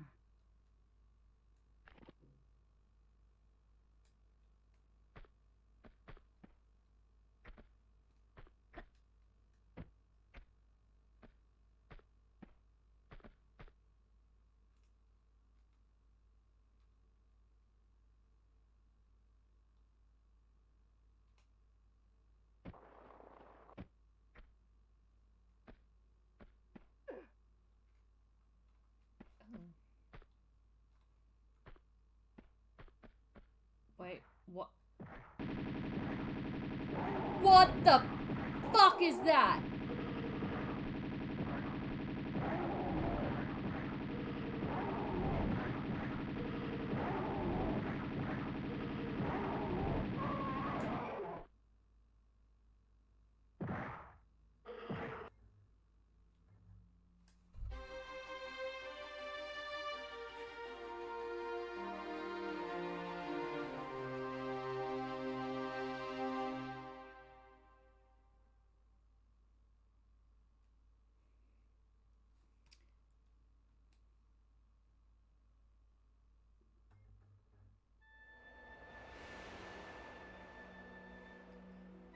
We finished Tibet! Yes, Lara, steal all of their shit.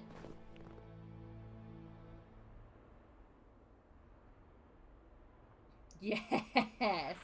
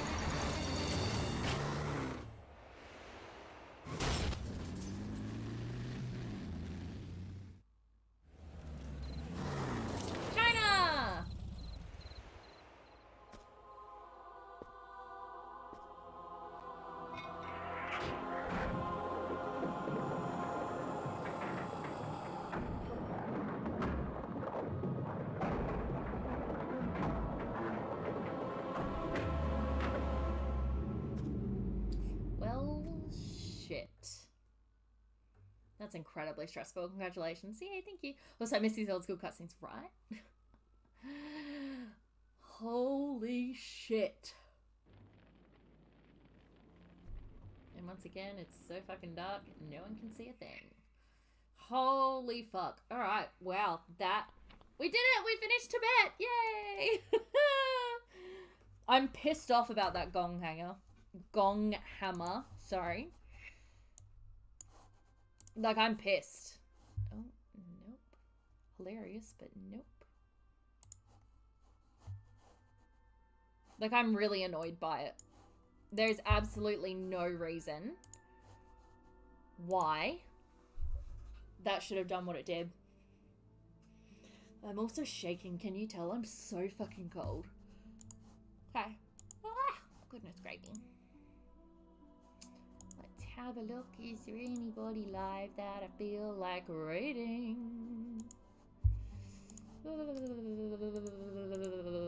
so cold. Oh, goodness me.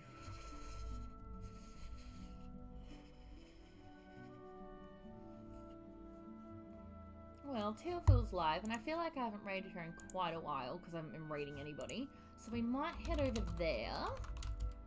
Otherwise, is there anyone who is playing Tomb Raider 2 apart from me? Someone's speed running. Normally that is what happens with these games. It's mostly just people speed running. I think we'll go say hey to Teal. He's playing a couple short games, although they've been live for almost like 4 hours. So, although this game looks adorable. It's called Donut Country, and like I kind of want it. So, we'll quickly head there, I think.